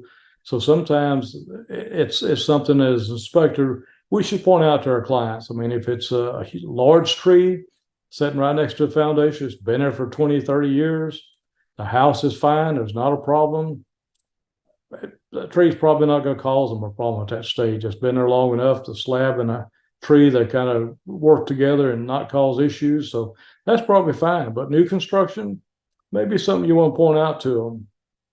Among some of the common hazards of dead, unhealthy trees. If you find a dead, unhealthy tree on a piece of property that you're inspecting, probably a good time to tell the new people, your clients that's buying a home, hey, you got a dead tree back here. You may want to ask the owners to have that tree removed because sooner or later somebody's got to have it removed. If it's tall enough and it's at the size that can fall on the house and cause property damage, definitely it's an issue that should be reported as a deficiency on your report, even though it's a tree, which is not something we normally look for. But we report on, we look at the cause and what could happen sometimes and have to report on it from that standpoint. But dead trees are dangerous. They are unstable. Their moderate winds can often cause them to topple over, causing damage to the structure, and not to mention the possibility of injuries to the building's occupants. Dead, unhealthy trees should be identified. As I said, especially those close to the habitable structures, they need to be aware of it and maybe suggest to them that they have them removed. Poisonous plants, many of which are voluntary in a house landscape, they just kind of come up, they're weed, they grow, but they're poisonous plants. They can cause health problems. Not that we have to identify those type of plants, but some of those that we might see may be poison oak, poison sumac, poison ivy, castor bean, and so on. May be different in your part of the country, where down in my area, poison oak and poison ivy are common. I don't personally report on those, but if I'm walking around, the client happens to be with me, and we spot some of those items, I'll point out, tell them, look, you probably need to have somebody that's not allergic to these to come and pull these things up. But any of these located near the house should be documented and disclosed. It's just something you want to point out because it's safety. You don't want clients to get hurt, and you don't want to get something like that. Even if you didn't report poison oak, poison ivy, as a home inspector, I'm not sure that would be something that would be an issue for you because that's beyond our scope of the inspection. But common courtesy, if you see it, you probably want to report it to your client, make them aware of it. All right, switching gears now from that, let's go to septic systems for a little bit. When a home is not on the city sewage system, the house will usually have one of two different types of septics. And I will tell you, we do offer courses on septic systems and how to inspect these things online. Great courses. If you haven't taken it, if you're in rural areas where you do have septic systems and you'd like to increase your bottom line of fees for inspection, you can inspect these type of systems by being qualified to do them. I don't tell you just jump out and start doing them. If you don't know what a septic system is, don't know how it operates, don't know how they're installed, don't do them. Exclude them. Tell your client, hey, I don't inspect septic systems. But if you want to increase your bottom line, become knowledgeable on the things, and you can offer that service to your clients. The first and most common type of a septic system is with a soil drain field. This means that the tanks are buried, usually they're concrete, and there's a soil drain field going out. It can be several different types of drain field. A lot of times they'll dig a trench, put a perforated pipe down in it, set on top of straw, rocks, straw, cover it back up with straw, rocks, and then dirt. And what this does, as a tanks get full, the liquid flows out through the drain lines, and then it's dispersed into the ground around it.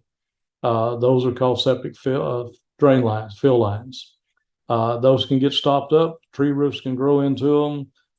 You can run over them sometimes if heavy equipment and crush them. They can certainly become a problem and get stopped up. Sometimes you have to have them pressure washed and cleaned to make them work right. So there's a lot of pros and cons about septic systems. Second type of system is an aerator aerobic system that has sprinkler heads or spray heads, or it can have a drip line to disperse the processed wastewater. This would be what we call a aerobic system.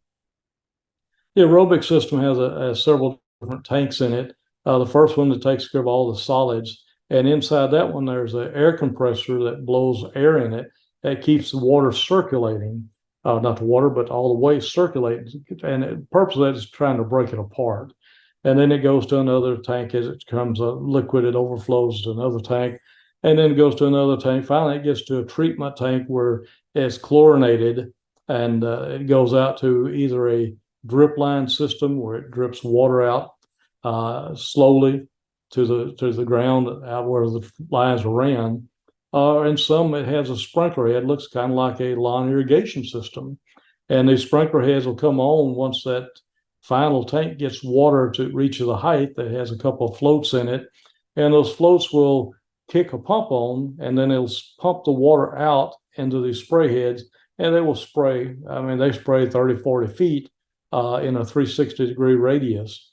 And that's how the water gets out of the tank once it gets to that level. So several different ones, but indication of malfunction systems, you'd be looking for visible signs of seepage. If you walk out on the yard, once you see it has a septic, if you're inspecting a septic system, if you walk out through the yard where the septic lines should be, or you think they are, if you start seeing raw sewage floating, or if you smell that sewage smell, you shouldn't be able to smell that. A clean, good operating system, you won't have that smell, you won't have that odor. One that has issues, that's stopped up, you'll smell it. Septic system needs to be at least 50 feet from a water well, from an underground cistern, from streams, from lakes, ponds, sprinkler system, and even a swimming pool. I did an inspection sometime back, and the people's septic system had spray heads to it, like we was talking about on the Roebuck system. And the house next door had put a above ground pool right at the fence line separating the two properties. Well, the property I was inspected, as the septic system kicked on, I was testing it, the spray heads popped up and it sprayed 30, 40 feet, and it was within 20 feet of the fence where this above ground pool was. So the people that owned the house I was inspecting was actually putting sewage water into the neighbor's swimming pool. So that was something I had to report as it needed to be corrected for safety issue for not only my clients. You know, someone's not going to be happy if I sewage being shot in their pool, even though it's maybe treated water. You decide how much treated water and how pure that water is being sprayed into the neighbor's pool. I wrote it up as a deficiency and recommended further evaluation by a qualified septic contractor. And I always like to use the term in Texas. We have a in our contracts, legal real estate contracts. I like to tell them to have it done before their option period's over. In Texas, I don't know how your part of the country's contracts read, but you may try to get a real estate contract and read it. In Texas, we have a deal that says once your option period's over with, then you're buying that house.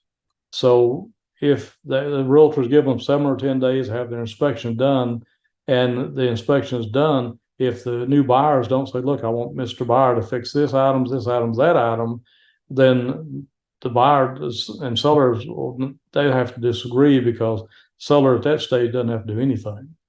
But the buyer is obligated by the house. So I like to put in my reports, have these repairs or deficiencies taken care of or further evaluated prior to the end of your option period. That way I protect my client. So that's my job, is protect the client, one that's paying me the big bucks to come out and do the home inspection. I want to do the best I can for them. I'm sure you do the same. Okay, garage doors. And garage door springs are designed with a wire cable that runs through the center so that if the spring shatters, pieces don't fly through the air like a bullet. That's a big safety concern. Something you want to check for. The other thing on garage doors, newer building codes, I say newer, probably within the past 10 years, building codes now have required self-closing hinges to be installed on doors that go from an attached car garage into a house.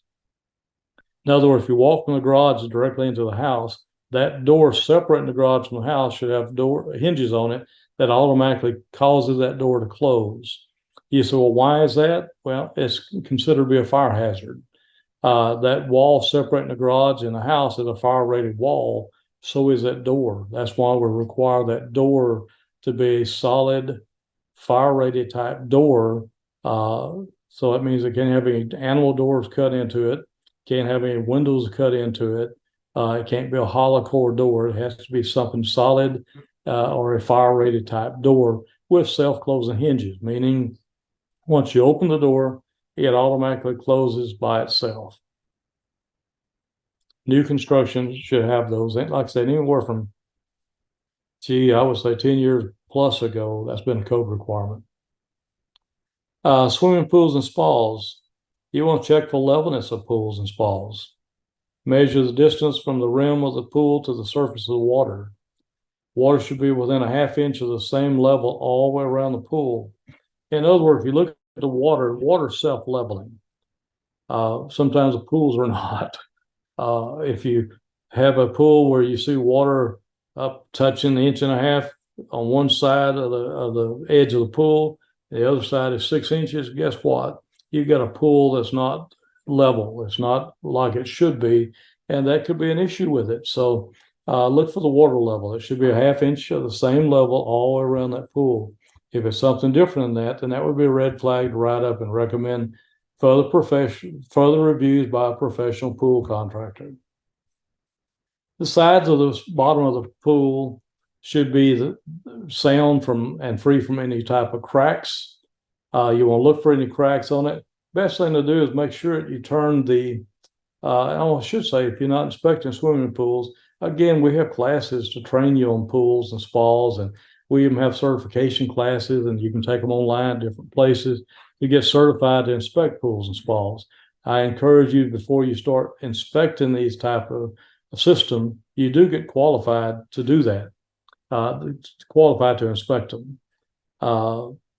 Sides and bottoms of pools should be sound and free from any cracks. The easiest way to look for that is make sure you turn the pumps off. If the pump's on and the water's circulating in that pool, you're going to have little ripple effects through the pool. It can cause your vision to miss cracks that you might not see until the water's still.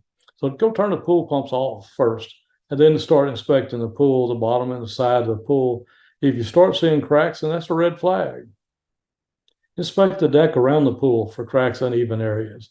A lot of times what I see is the coping, the sidewalk section around the pool, right where it meets the coping of the pool itself, there'll be a gap. If that gap is open, then water can get down in between that gap. And of course, it's like a foundation house. It can cause soil to swell or shrink, and it'll cause that pool decking around the pool to rise or go low, or cause a pool to pop up.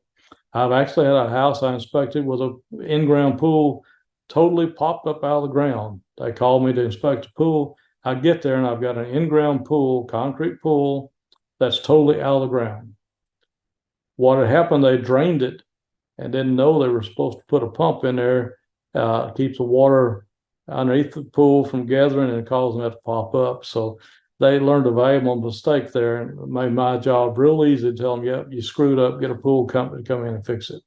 I don't spend a lot of time on something like that. It's not necessary. It's not my job to tell them how to fix it. It's not my job to tell them, hey, you screwed up. But sometimes you just say, hey, this is probably what happened. Get it fixed. But look for those areas. Those decking areas need to be sealed.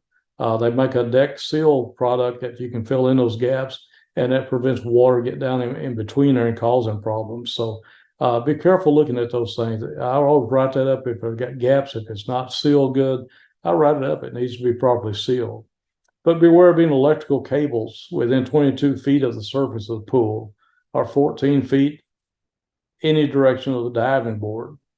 Diving boards, a lot of homeowners' insurance won't even insure a home with a pool if it has a diving board. Growing up, my kids always wanted a diving board. We had them. As long as the insurance company wasn't aware of it, we had a diving board. But they won't dive, they don't like diving boards because people tend to dive off them sideways. And of course, the pool bottoms and sides are concaved at the bottom. They're not squared off. They're concave so water flows and runs good.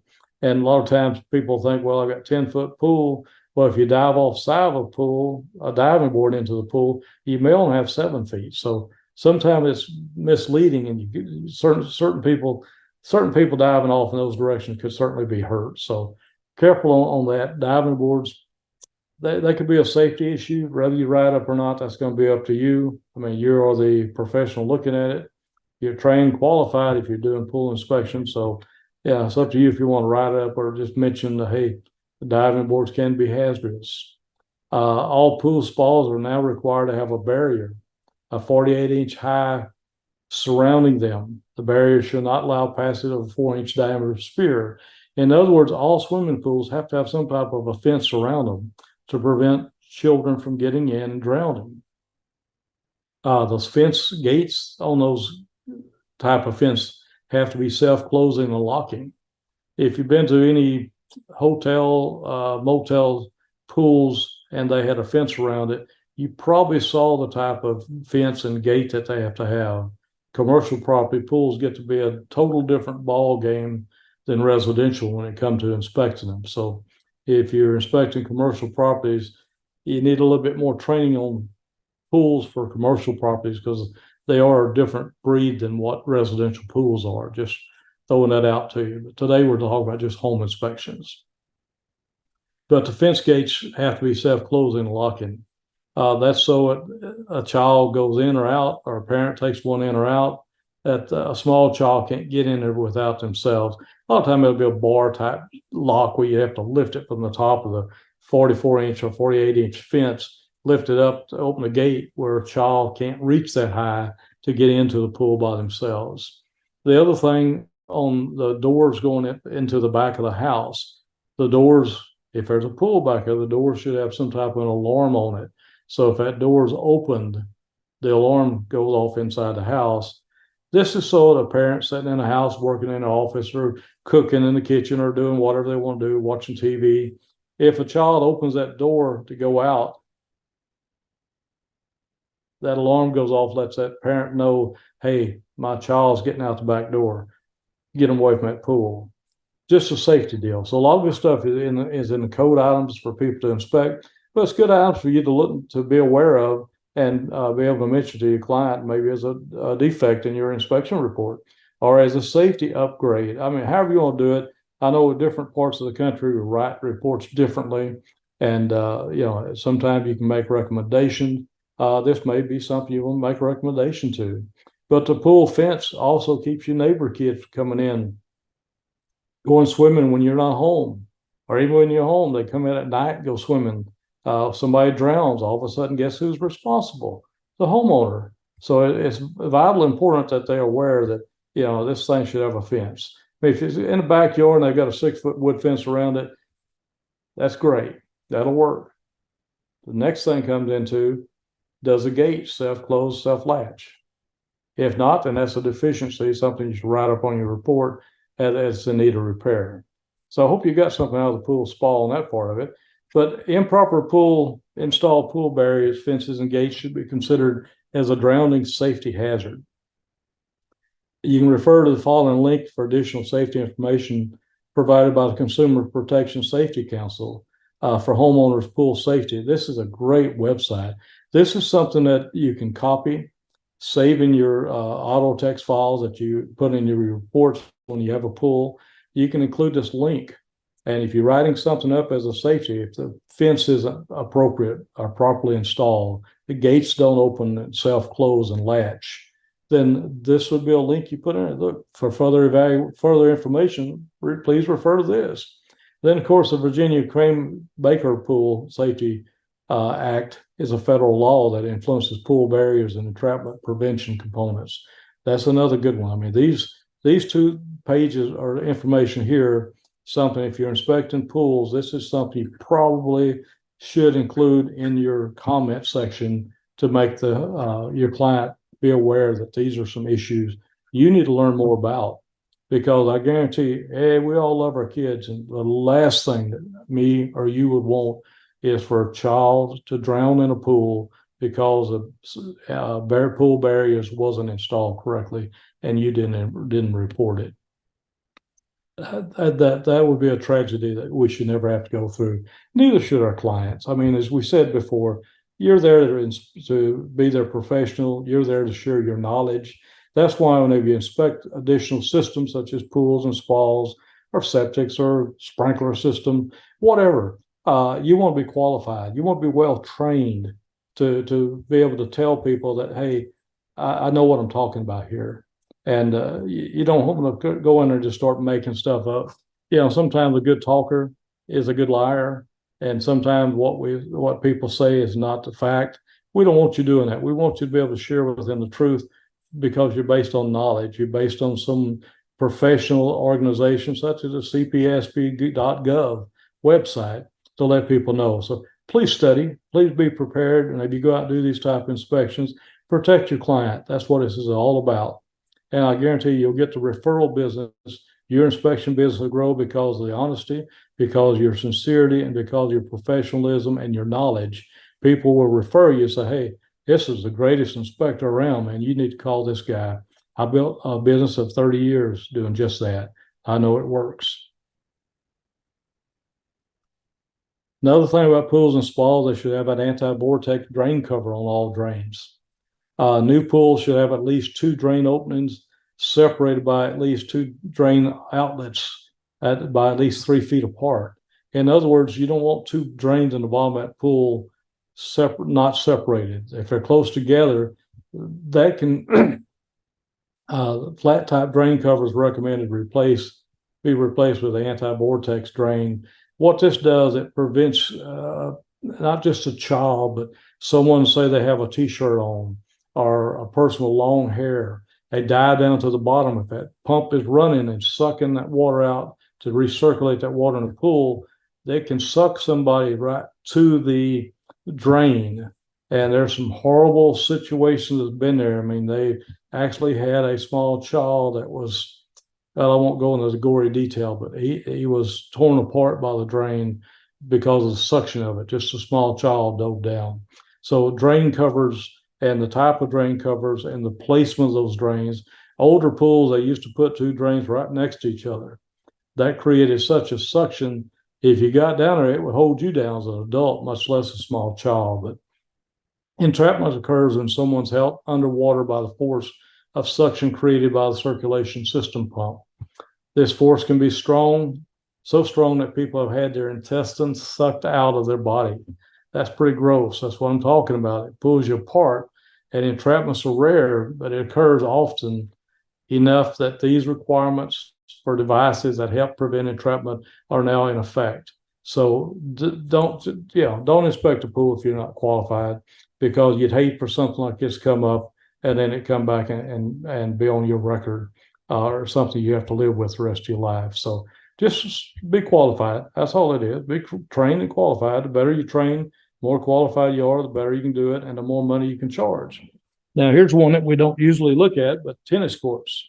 I've had a few over the years that I've had inspected, larger properties that were very expensive homes, but tennis courts, they're usually concrete, asphalt. It's important that the court be in good condition. Yeah, if you ever play tennis or watch them play, they need a flat surface. So tennis courts should be slightly higher in the center, so it sides on the side, so that the water drains off. The water should not form puddles on the court.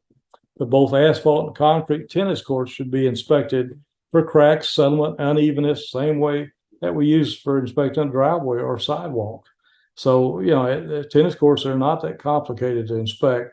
But the biggest thing is you want to watch that surface, make sure it doesn't hold water and it doesn't have any uneven areas, something where people are out running and playing can trip and cause injuries to them. So don't pass up a tennis court. You can charge extra for that one and make a few extra bucks while you're there. If you're there anyway, why not? Play structures. Play structures for children such as tree houses or elaborate swing sets, either freestanding or in trees, can be quite hazardous. I typically would not inspect these things because of children getting injured on them. I usually would put a disclaimer on my reports that I do not inspect playhouses, structures such as this. But And I tell you now, if you don't feel comfortable inspecting these structures, refer them to a professional carpenter or structural engineer for more in-depth evaluation. I tell you now, I'd stay away from these things because kids get hurt. They're not very careful on a lot of things. They get hurt pretty easily. I personally would just not inspect those. Just saying. All right, illegal additions. What are we talking about here? Well, let me have a sip and wet my throat here for a minute. Illegal additions to houses are a very common problem. If you notice a specific area of a home that does not appear to be built with the same style or quality as the rest of the home, you should question a homeowner to see if they're aware of any additions to the house without proper permits. Many additions built without a permit are built by people who are not aware of local building codes, electrical, plumbing, or mechanical codes.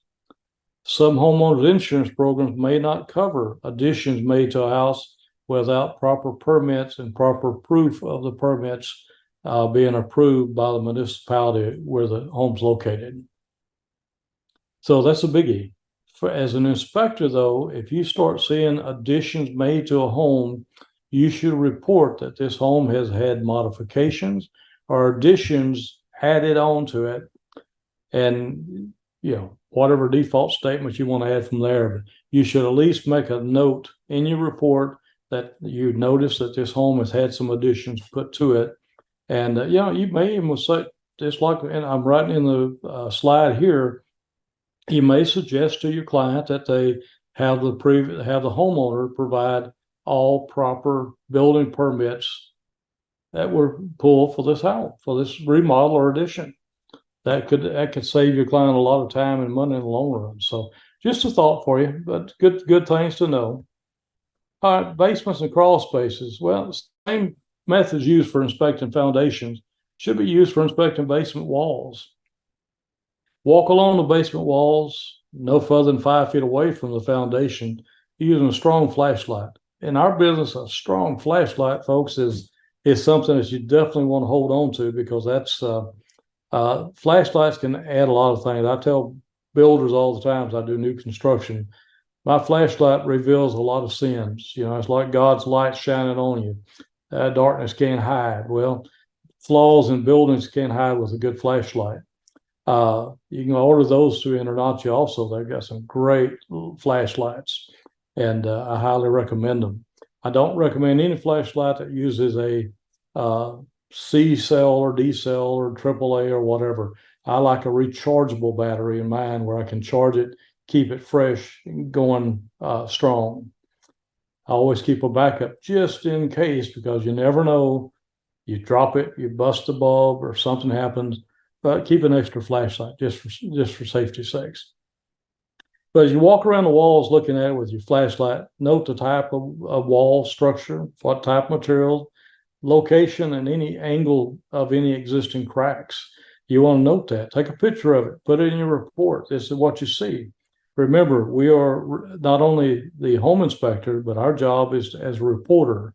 We report what we see during that inspection at the time of the inspection. Be alerted for white, powdery deposits along foundation and basement walls, especially if there are also visible water stains. Look for sump pumps in the lower part of the basement floor. What is that for? Well, if there's a sump pump, it most likely means it has been installed as a result of incoming water. If water is coming in that basement, you want to get that water out. So a lot of times we'll put a sump pump down to suck the water out. So if you see a sump pump, that could be something that you may want to put a comment in your report. Just take a picture. Let people know that's what it is. That's usually what it's for. Cracks develop in the walls of a house. They do it for numerous reasons. Wood frame housings of a house, they may dry out. They shrink shortly after the house is built. There's certain moisture levels that wood should have whenever we're building a house. And if it's higher than what moisture content normally would be, then as that house is built and dried inside conditioned space, it begins to dry that wood out. Well, what happens then, you start having nails that look like nail pops where it's sunk into the drywall. or it could be go the opposite direction. Depending on the wood, if it's wet and it dries, that's going to cause some of that. But yeah, almost every house you're going to find a few hairline cracks caused by the shrinkage of the wood. Drywall is going to crack. I mean, you're going to get some of that. Just the drywall mud that we use, as it dries, it's going to shrink. It's going to cause some cracks. It's not unusual, but that doesn't mean it's a structural issue. It just means it's cosmetic. Should you write it up in your report? I'll leave it up to you. I mean, could it be a deficiency? If you have a client that's really concerned about drywall cracks, put it in the report. Nail pops, they need to know about them. Differential movement of structure can occur caused by foundation movement or structural defects that can cause significant wall cracking.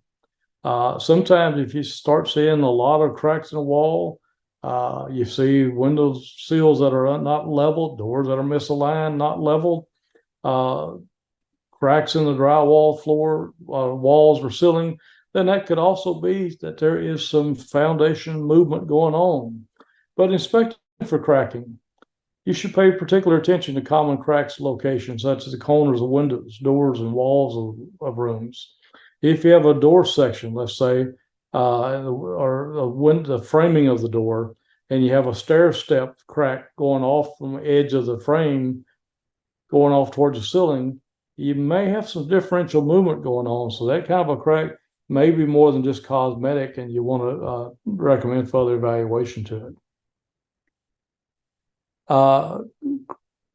Consciously look for cracks behind curtains. Move the curtains out of the way, and ceilings throughout the house, and make written notes of the amount and severity of any cracks observed.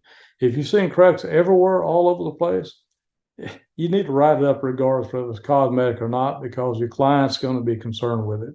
Maybe not today, but maybe a month from now when he calls and says, I wish you had told me all this stuff. I'd had the seller fix it or give me money to have the repairs done. So be careful on that. A significant amount of diagonal cracking, large cracks, spaces associated with other indications, such as sloping floors or sticking windows or doors, that's a concern. That's something you should be aware of and make your client aware of.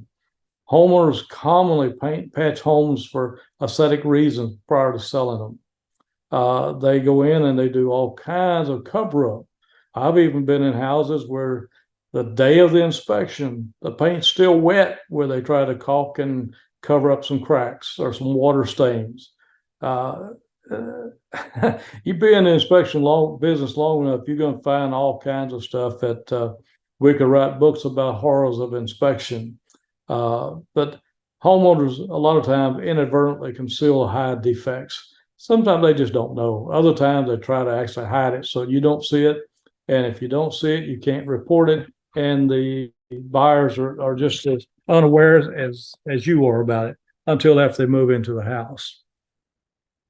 So cracks are something you definitely need to be aware of. The following are usually concealed by the owner: wall cracks, torn and puckered drywall tape. A lot of times you see it, drywall tape looks wrinkly. Well, a lot of time it indicates movement. Wall water stains, sticking doors, windows. You should try to identify any possible defects that you can during your inspection. Often a patched wall area will have a different surface texture from the rest of the wall. It's hard to match texture sometimes, and that's what the homeowners try to do, and some even painters sometimes, drywall experts, they can't make the texture match perfectly. But the color of paint may be slightly different. Remember I told you need a good flashlight? Well, this is where a good flashlight really comes in, because it'll stand those things out in a flash. Sometimes wallpaper is used to redecorate walls so they can conceal cracks. Some of the times the cracks can be felt with the fingertip. You slide your finger along the wall just a little bit there. If you suspect a crack, you may find that, hey, there was a crack there and somebody's tried to cover it over. So, a lot of times as inspectors, we're detectives also, but you can only report what you see. But be careful, because you want to be assured that you see everything that you should be seeing. Sloping floors, in a typical house, floors are sufficiently level, and any sloping can be determined only by precise measuring. But you can walk across the floor. Does it feel springy? Very springy floor indicates a possible problem with the interior floor structure. A lot of times you walk across a floor in the basement or the crawl space of a house, there's a lot of moisture. You start feeling the floor kind of give a little give, kind of bouncy as you walk on it. That could be rot underneath there that you need to make a note of and comment on. You should look for cracks in all the tiles and marble floors. Sometimes it's just the tile was not laid properly. The thin set we put underneath it was not thick enough, or it could be that there's continuous movement. If you start seeing cracks on one tile, it may just be simply the tile wasn't laid right. If you see it on multiple tiles going across the whole room, that could be indicative of foundation movement and should be written up as a deficiency. Continuous vertical crack, it covers 3 sections of marble tile and a floor, as I just said. That's something you should write up. It's a red flag. There could be more to it than just cracked tiles. Now, is it possible to have a house that the tiles, all of them are laid wrong? Yeah, it is. I mean, people are human, and contractors, they aren't all perfect. So yeah, it could be. A lot of times you have a floor laid down. If it's not installed correctly, you haul in a big refrigerator on a dolly. Every tile that dolly cross can cause the tiles to crack. Is that a defect? If I were buying a house, I wouldn't want my floors cracked. Would you? So would that be something I'd write up? Yeah, I'd write it up. You got damaged tiles. It's up to you. However you want to do it. It's your report. Again, I would be as honest with my client as I possibly could, because that's something that it can come back and bother you down the road. So be careful on it, but report what you see on the thing. But there's tests that can reveal the levelness of a floor foundation. The shuffle walk, you walk, kind of slide your feet on the floor, see if you feel uneven. Some inspectors take a ball, they roll the ball along just as a test to see if the floor is unlevel. If you roll a ball down, it's going to be issues if the ball rolls one way or the other. A 4-foot level, a lot of inspectors use a 4-foot level. Well, a 4-foot level is going to tell you what 4-foot floor space is. Is it level 4 feet or not? So you're limited on a 4-foot level if it's level. Even if you move it to the next 4 foot, it could be a slope, and the next 4 foot could be level with your level. So I don't encourage a 4-foot level. Zip level, that's an instrument that I have used in my entire career of being a home inspector. That's a level, and you can Google it, search for zip level. That's one of the most accurate instruments on the market that measures foundations. It's not the only thing it does, but as home inspector, that would be the thing that you would use it for most. Zip level is going to measure the entire foundation from one side of the house to the other, to any section inside the house, and it gives you an overall view of it.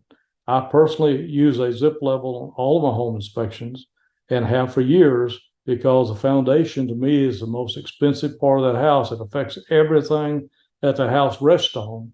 And I want to give my client the best I can for it. I gained a lot of business by using zip level. Some people say, well, I don't want to use it, I'm afraid to, because it puts me in a different league than a home inspector. No, not really. If you use it just for elevation readings of the foundations, you're fine. As a home inspector, you can get by with that without any difficulty. You just have to be trained on it, understand how to use it, and what the limitations are on it. And I promise you, it would add business to your home inspection business, because it would put you a step ahead of a lot of inspectors that don't use it. And it would put you out there. I mean, you'd be able to get some foundation evaluation inspections. Again, increase your bottom dollar line. New construction, you can use it. If there's foundation issues in a home, people would call you to come out and evaluate it. That instrument is one tool that you can use besides all the visual signs that would help you know if that foundation's needs to be re-leveled or adjusted somehow. But whenever you're performing any of these type tests, you need to pay particular attention to the possibility that the outer walls of the house may have settled relatively to the interior walls. Sometimes it depends on how the house settles, but the outside walls can move, and inside walls, I mean, you see a lot of it. If you start seeing in the attic the rafter separation from the ridge board, that's a telltale sign there's been some movement, because houses are solid objects, and as they begin to move, one thing's going to affect something different. It's going to affect the window separation from the bricks, from the stucco, from the stone, from the siding. The rafters pulling apart from the ridge board. That's because the house shifted. It moved somehow, and that movement is going to be shown not just in one location, but in multiple locations. The more experienced you are, the more you'll be able to get out there and look and see, and be able to form your own opinion as to whether or not there's a foundation issue, or why the floor is actually sloped to start with. Let's talk about each of these now. The shuffle walk. You walk across the floor quickly without lifting your feet. Keep the front part of your shoe on the floor. Move forward towards the outside wall of the house. Walking this way makes you much more sensitive to slopes. If the floor is not level, you will experience a feeling of going downhill. Some may only feel the slope when walking backwards. So if you don't feel it one way, turn and walk backwards. Others will not notice a slope at all. And I've had groups of inspectors where I've walked in trying to train them about foundations. And I've had inspectors that some of them could feel it by walking frontwards. Some of it couldn't. Some of them could feel it by walking backwards. And some of them couldn't feel it walking backwards. And I've had some that just no matter what, they couldn't feel it at all. I mean, drastic slopes in some of the foundations we looked at, some inspectors couldn't feel it by walking on it at all. That's why you need a proper instrument, tool that you can measure that with, and that's you just can't compete against it. So a proper tool is going to help you on it. Oops, I hit the button again. Sorry. The ball rolling. Using a smooth ball such as a racket ball, first place it on a hard floor near the middle of the room and see if it rolls. Then try placing ball in several spots around the room. If the ball rolls to the same spot repeatedly, that spot most likely is lower than the rest of the floor. Any evidence of sloping is something you should note in your report as a red flag item. It's something you need to report. It's unlevel. It may not be something that needs repairs, but if it slopes, you need to at least let your client know. Let them make that decision. You're just there as a reporter, reporting what your findings are. Sticking doors and windows. There's two things look for when inspecting doors and windows. Do they stick whenever you open it? Do they drag on the floor? Will they shut completely and latch? Uneven space between doors and a frame. Once the door shut, can you see from inside the room where you're at to the room on the other side of the door? If there's a gap there, then the doors are misaligned or not fitting properly. These two symptoms usually means there's movement of the walls and floors have changed the shape of the window or the door frame. Something's caused that door to get out of whack, to become misaligned. May have been a bad install. I don't know that, but if you find one door or one window, then look for others. There may be more there. But I will tell you, one of the things you want to do as an inspector, always open and close every door and every window in the house, because you don't know what's there. By opening and closing doors, you get to see what's on both sides of that door. And opening and shutting the windows, you get to know if it's going to open or shut or not. So if it's in a bind and it doesn't work, then there's an issue to it. That'd be a red flag, something to note on your report. But when you're inspecting the doors, look at the space at the top, sides, and bottom.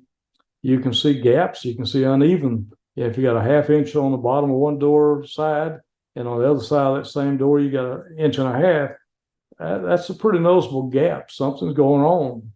The door should resemble a long, narrow rectangle. It should be fit right into the door frame where the door was installed.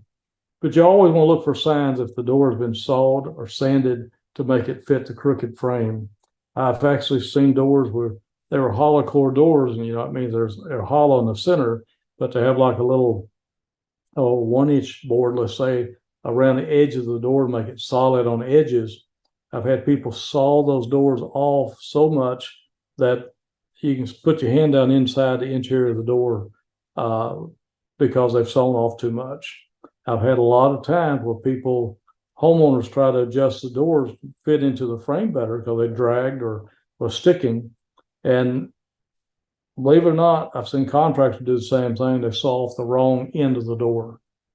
So they make the door way out of whack because they sawed off the wrong part. So yeah, it's comical, it's funny. Yeah, things we'll see out there, as I said in one of the previous presentation, inspections are like a box of chocolate. You never know what you're going to find. All right, hazardous stairs, treads, and risers. The treads the horizontal part of the stair measures from the front to the back, from the back to the front edge of the stair. That's the part you put your feet on. The minimum tread depth should be 10 inches. A lot of times you see people put staircases in and you'll have less than 10 inches. Well, if you wear a size 10 shoe, it probably ought to have full solid support on each step. Just guessing. If you wear a size 12, it may stick over a little bit. But you should have a solid foothold whenever you step down on the stair step. Now, the winding treads shall have a minimum tread depth of 10 inches, measured as above at a point of 12 inches from the side where the treads are narrower. You get one of these staircases that looks like a corkscrew going up, the stair steps are a little different than if you have just a typical stairs. But you should have at least the same type of foothold, and if you step on it, that you can have a solid footing. Otherwise, you could cause yourself to get off balance and fall. The riser, that's the vertical member between the two treads. From the minimum riser shall be a 7 3/4 inch, or the maximum, the maximum. So the maximum is the height between this way. As you walk up or down a flight of stairs, you're going to fall into a certain rhythm. And you'll notice if one of the stair risers off. Well, if you as an inspector, many staircases that you and I probably climbed and will climb in our career, you'll notice uneven stairs. If you find one riser that's a little different than the rest of them, it'll throw you off. Every time you'll misstep, and it can hurt your back, throw your feet out, cause injuries. But a lot of people fall from that. It's amazing what can happen. I'll give you an illustration.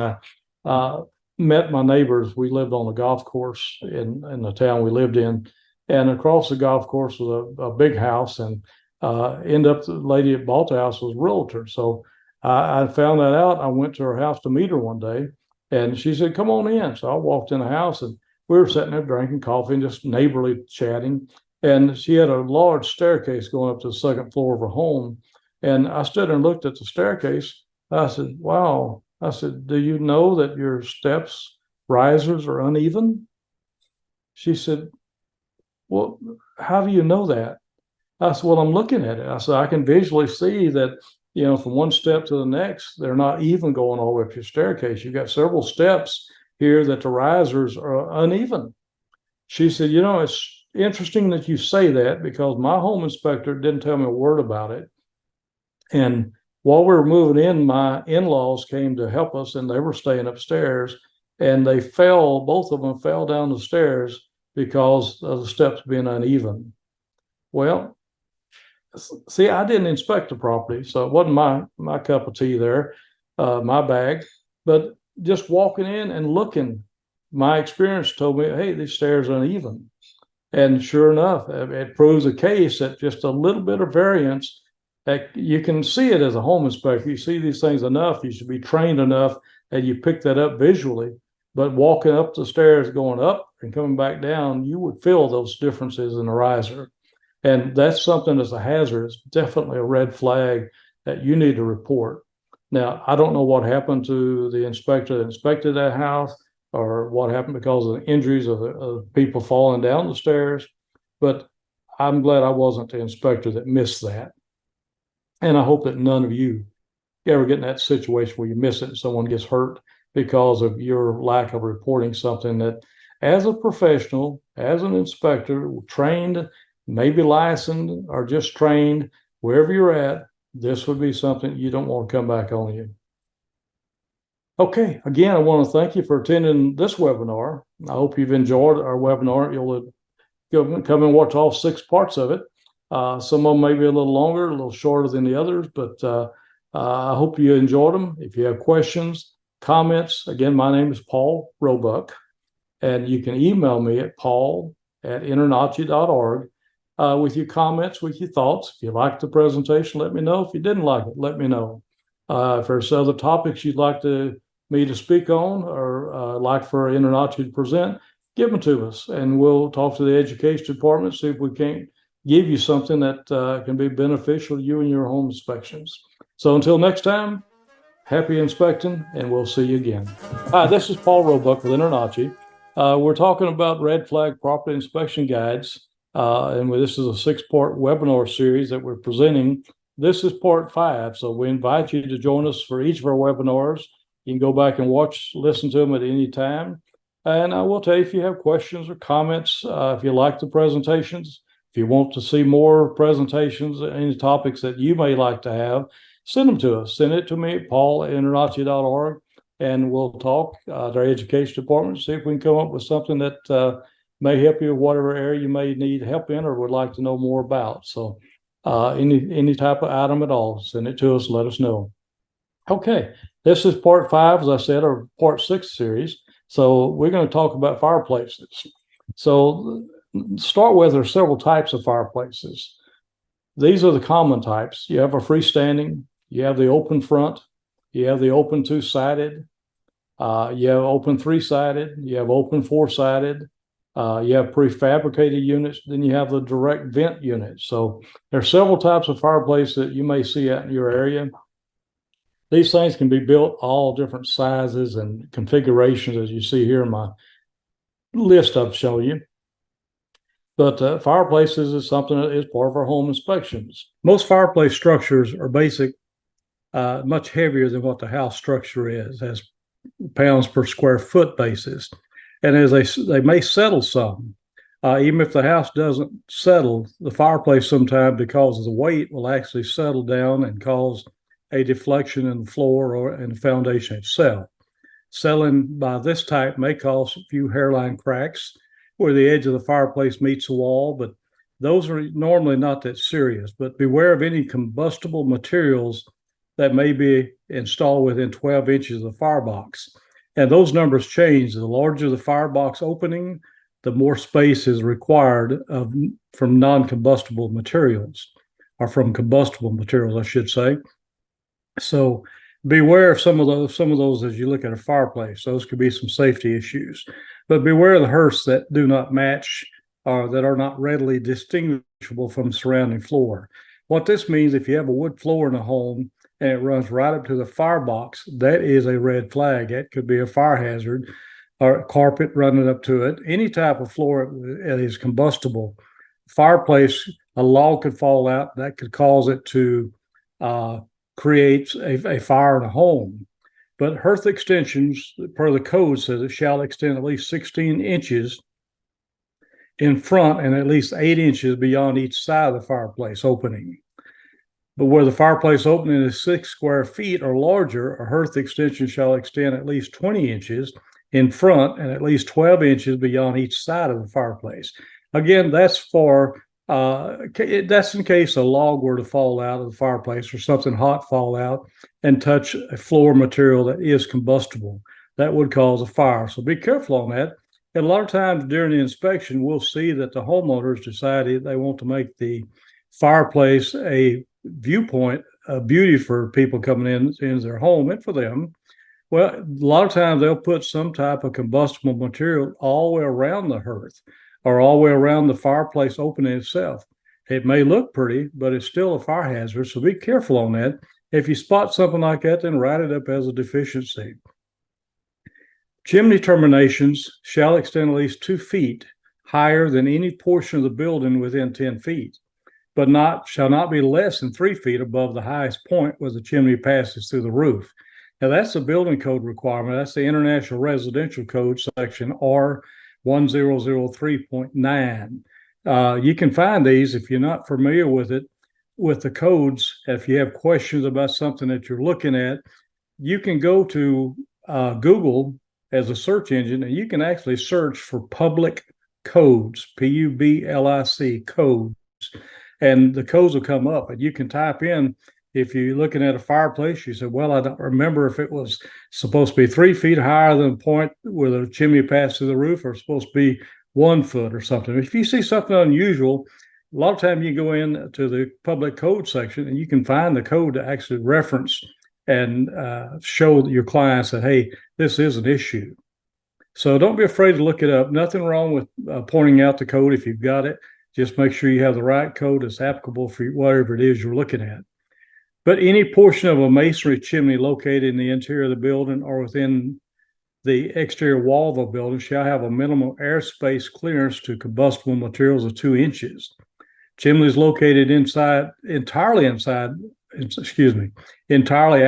exterior wall of the building, including chimneys that pass through the soffits and cornice, shall have a minimum airspace of 1 inch. And what this is saying, if you've got a chimney on the interior of a home and it goes up through the attic space, it's saying that you have to have at least a 2-inch clearance around it from any combustible materials. A lot of times, if we see a masonry type fireplace, brick, stone, whatever, going up through the attic, sometimes they'll be touching the framing members of the roof, or they may have actually braced the masonry products with the board being combustible material, touching it. So those are something you want to look at. The other thing while I'm on that, I didn't actually put in the presentation, but when you're in the attic at a fireplace, you should not be able to look down and see in the wall sections from the floor of the attic looking down. You shouldn't be able to see inside the wall sections of a house. If you do, then that's missing what we call fire blockage. And that would have to be installed. And that wall, all that does is prevents a fire from having enough oxygen to spread from the attic into the house or from the house into the attic and spread much quicker. So those can be sealed. I mean, you can use wood to seal it with. You can use insulation. If you've got something, if it's not a big opening, and you can shove some insulation down there just to prevent air movement, and that would help alleviate a fire hazard around the chimney fireplace sections. Okay, if a portion of the building are improperly sized, the wrong building materials used or proper construction methods are not followed, distress to a house can occur. Many times you'll see, walking up to a house, you look at the roof, you'll see it begin to sag. Well, there's a lot of reasons why the roof would sag. Could be the rafters were undersized. Could be that they were properly sized when the property was built originally. Maybe they had a wood shingle roof on it. They stripped that, put plywood decking down, and then put a heavy composition roof on top. Well, you just probably exceeded the load limit that roof was designed to hold. Therefore, it could cause some sags and deflections on that roof. Other times I've seen it where people have come in and took off a regular composition roof or a wood roof and put plywood decking down or OSB decking down on the roof, and then come in with tile. Well, you put cement tile or clay tile on a roof structure that was not designed for that, I guarantee it's not going to hold up very well. So you will start seeing movements, cracked rafters, sagging rafters, a lot of different things. The beams can be sagging, but sagging beams may be obvious during a visual inspection. They can easily be detected, especially if they're too much, if they're so much lower in the middle that the unevenness can be seen with the naked eye. If you see that, then there's definitely going to be an issue on it, something you should call out in your report. In a milder case, there may be cracks or separations where the beam connects to the frame of the house. That could also show that there has been some movement going on. But those are red flags, things that as you walk through a property and you're visually looking, you shine your flashlight on things, you may see some cracks and separation. Any of those things like that should be noted in your report. Sometimes it would be a deficiency. Other times it's just a comment that, keep an eye on this thing. It could be serious if it begins to separate or move. So, just depending on what you'd like to write in your own report. Remember that report is your report. And basically, as inspectors, I've said many times over before, we are inspectors, but we only report what we see. So keep that in mind. Just report it. It's better for you to report it and question it than not to report it at all. Electrical systems. When you're looking at electrical system, you want to check for any loose, damage, or malfunctioning receptacles or wall switches. A lot of times you can feel one that may be hot. You may even see burn marks or scorch marks on it where someone's had a something plugged into that receptacle outlet, and it sparked or it caught fire, and they moved the extension cord, but it may have been the actual receptacle device itself that was bad. So be careful if you start seeing smoke and stains around them. It could be an indicator something's burning or heating up, and it shouldn't be that way. The other thing, if you look at the electrical system as you walk through a property, you want to look for any extension cords. A lot of times they'll run them under carpets, or they'll staple them on the baseboard. They'll run them up and around the door frame, across the ceiling, through cabinets, whatever. Any of that stuff should be considered to be hazardous. And it's also illegal as far as the building codes are concerned. Those are definitely fire hazards. Extension cords are a no-no. Okay, let's switch over to the major mechanical system. Let's start with the plumbing system. You want to flush the toilet, make sure it's in good working condition. One thing I always like to do is grab the toilet bowl and see if it's loose on the floor. If it's loose on the floor, that's a deficiency. But you want to turn on all water faucets. But before you turn on those faucets, make sure you open the cabinet or look where, if you can get underneath the tub, look, see if there's any damage before you turn on water. Make sure the plumbing's connected. A lot of times we get surprised. You know, as I've said before, inspection's like a box of chocolate. We never know what we're going to find. So always open that and make sure it's there. Yeah, see if the faucets drip or if they leak whenever they're turned off. See if the handles are loose. See if the hot and cold are reversed on the faucets. Of course, we know the hot be on the left-hand side of all the faucets, cold on the right. Does the water pressure decrease whenever you operate more than one fixture simultaneously? Particularly in like a master bedroom or bathroom, run the shower, run the tub, run a faucet at the lavatory, flush commode, watch that shower. If that water decreases, you probably want to make a note of it and tell your client about it, because that can be a little disturbing as a homeowner. Not that I've ever been there. I don't know how I know that, but just be cautious of that. If the water source is a private water well, have the nearest water district test the water sample for safety. Particularly if there's a pasture around where they have livestock, or if they have septic systems in the area. The water samples of a private well should always be tested for E. coli bacteria and tested. So that's another thing you can do and learn how to do on the InterNACHI website and some of our training classes, is how to inspect a private well. That always adds extra dollars to your inspection. Personally, for my fees when I did a water well, I would run anywhere from $175 to $250 per water well.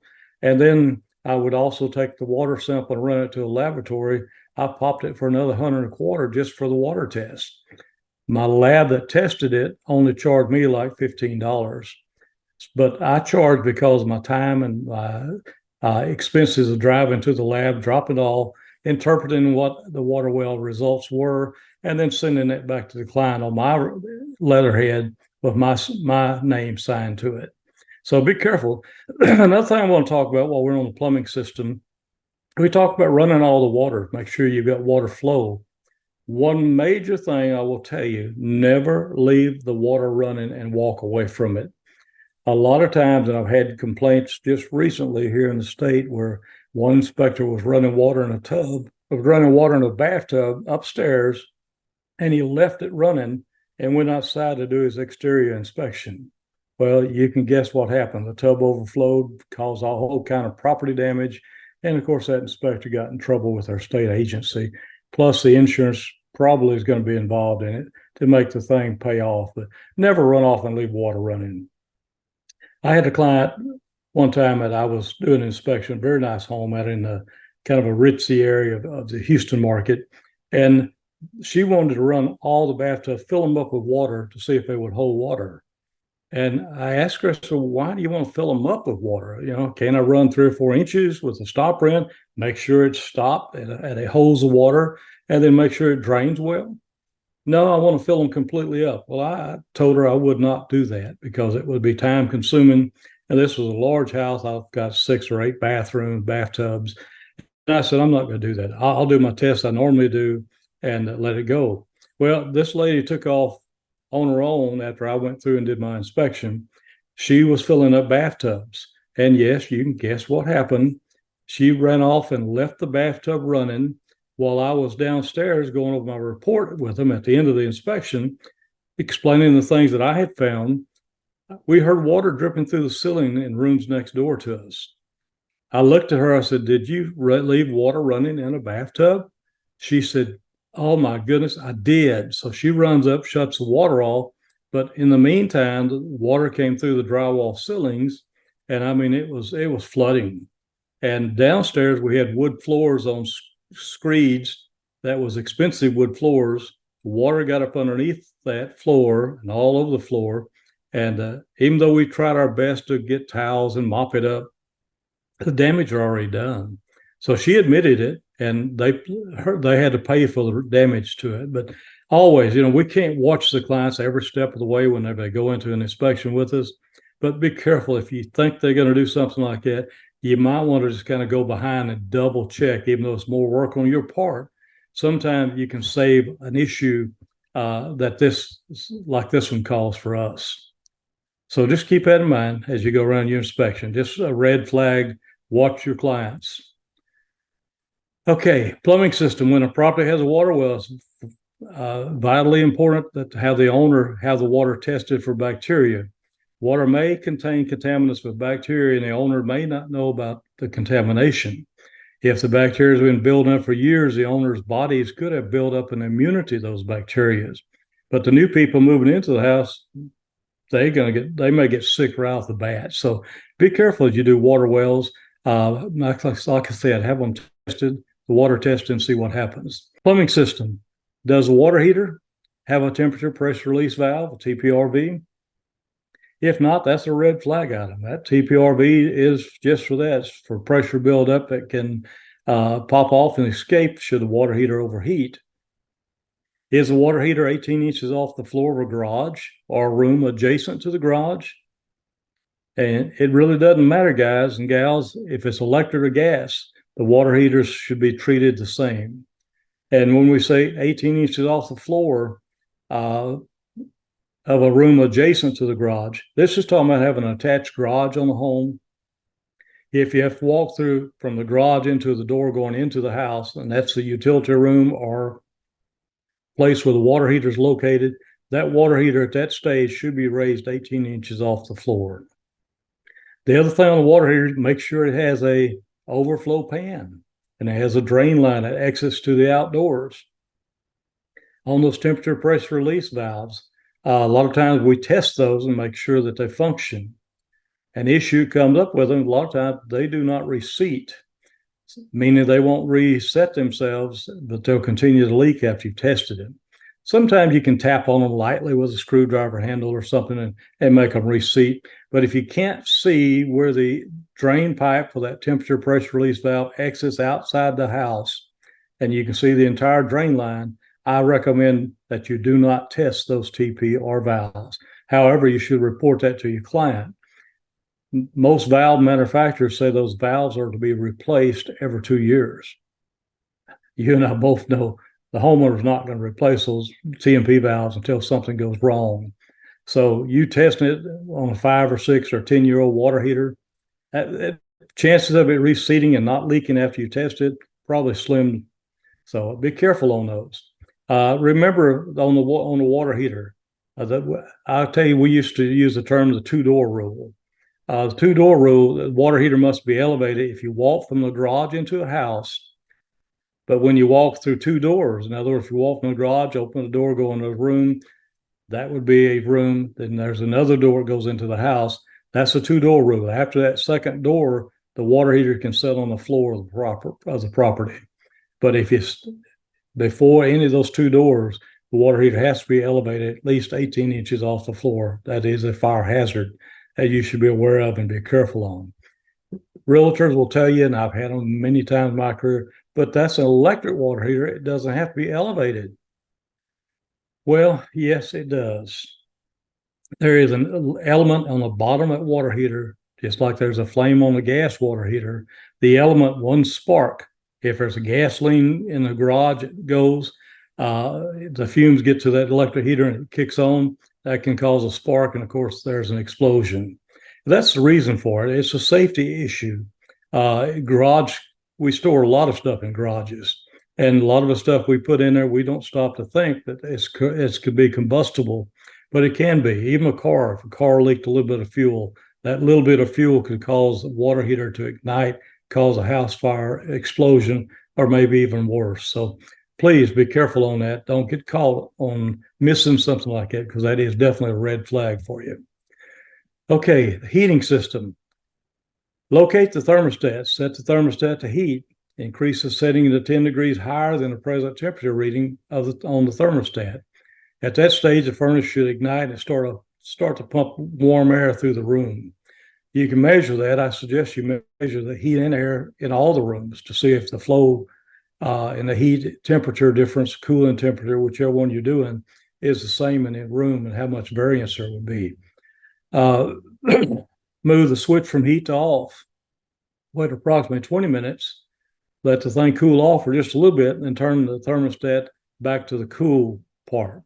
A lot of times we look for, and we're testing temperatures of the AC system to decide if it's functioning properly. We don't take AC and furnaces apart. We just look at them visually. We look at the flame in a heat exchanger. But on an air conditioner, we're looking at the installation of it. Is it installed correctly? If you take a temperature reading from the return and the supply vent, it should be somewhere, the temperature difference should be 15 to 22 degrees. You should not test the air conditioning system, a conventional system, if the outside temperature is below 60 degrees. This could cause damage to the compressor. Important that you realize that, because I know some of you will be watching this video will be in areas where it does get cold, snow, and freezing temperatures consistently for days after days. I'm in South Texas. We get maybe a few days a year of freezing temperature. So we still don't operate when it's 60 degrees outside. We won't turn that unit on, because the oil in it freezes and doesn't flow, and it can burn up the compressor. So a red flag for you. Just be careful on those. Okay, here's an interesting topic for us. It's a red flag, obviously, but safety glass. Safety glass with additional safety features that make it less likely to break or less likely to pose a threat whenever it's broken.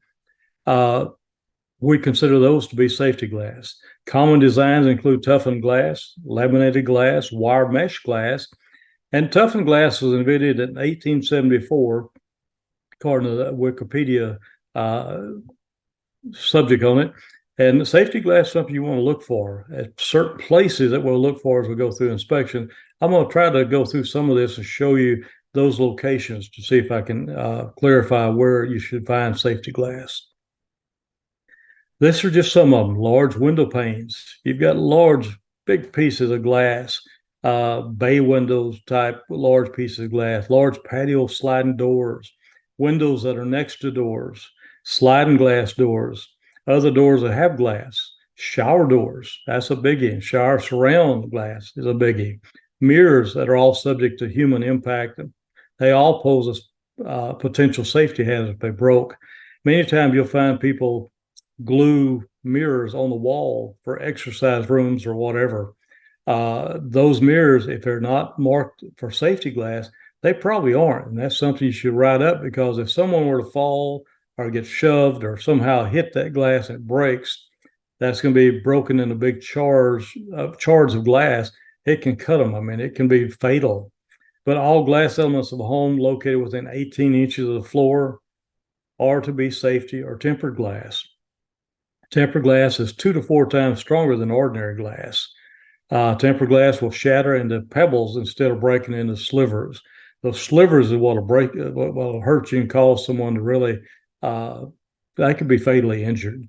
If you've ever seen a car windshield broken, those pieces break into, they just kind of shatter, but it doesn't break into big pieces of glass that's going to rip your arm off or anything like that, or cause real serious bodily injury. But if it's not safety glass, it will. So the word safety glass or tempered glass will have a monogram that's etched on all panes of the safety glass. You may have to search for it, but it's going to be there. In today's world, it's not always easy to see those etchings, but if you can't verify it or see a marking where it says it's tempered or safety glass, I would recommend you refer it to a glass professional so that they can verify that the glass is safety glass or change it to a proper type of safety material. I would always take my flashlight, shine around shower doors, shower surrounds. You have to really look close. Sometimes it's right at the edge. Sometimes when they cut the glass, they cut the marking where you got a piece of it there. If I could see a piece of it looked like it said safety glass or tempered, then I was okay on it. But otherwise, it's not. But you take a large glass just on the edge of a bathtub, even if it's not safety glass and someone slipped in that tub, it certainly could cause a serious injury to those occupancies of a home. Is safety glass same as tempered glass? Well, also known as safety glass, tempered glass is often used in car windows, shower doors, glass tables, and other installations where increased safety standards are necessary. While the manufacturing process does not make tempered glass more resistant to force, it is not shatterproof glass or unbreakable in any way. So it'll break, but it's not going to break in big pieces of glass. If you've ever dropped a mirror, sometimes you'll see it break in big pieces. Those are sharp edges and they will certainly cut you. So where in the home might you find it? If you see the illustration on the right-hand side of the screen, that's what safety glass looks like whenever it's broken. Laminated glass may be sometimes found in shower enclosures, but it's generally uncommon in homes. Tempered glass appears most often. It can be found in storm doors. A lot of times people walk through a storm door if they don't know it's there, and it's weird. I mean, you'd be thinking about something else, and all of a sudden you walk through and that door, clear glass, walk right into it. If it's not safety glass, they could break it, and that could definitely cause a serious injury. Skylights is another thing to look at. Sliding glass doors, even sliding glass mirrors in bedrooms that we see a lot of times. They have to be safety glass. And any unsafe location that you could visually see, if someone were to slip, fall, be shoved into, those locations should be something you write up at. Safety glass should be there. Safety glass should be found in the location considered to be, according to the 2006 version of the IRC code, subject to human impact.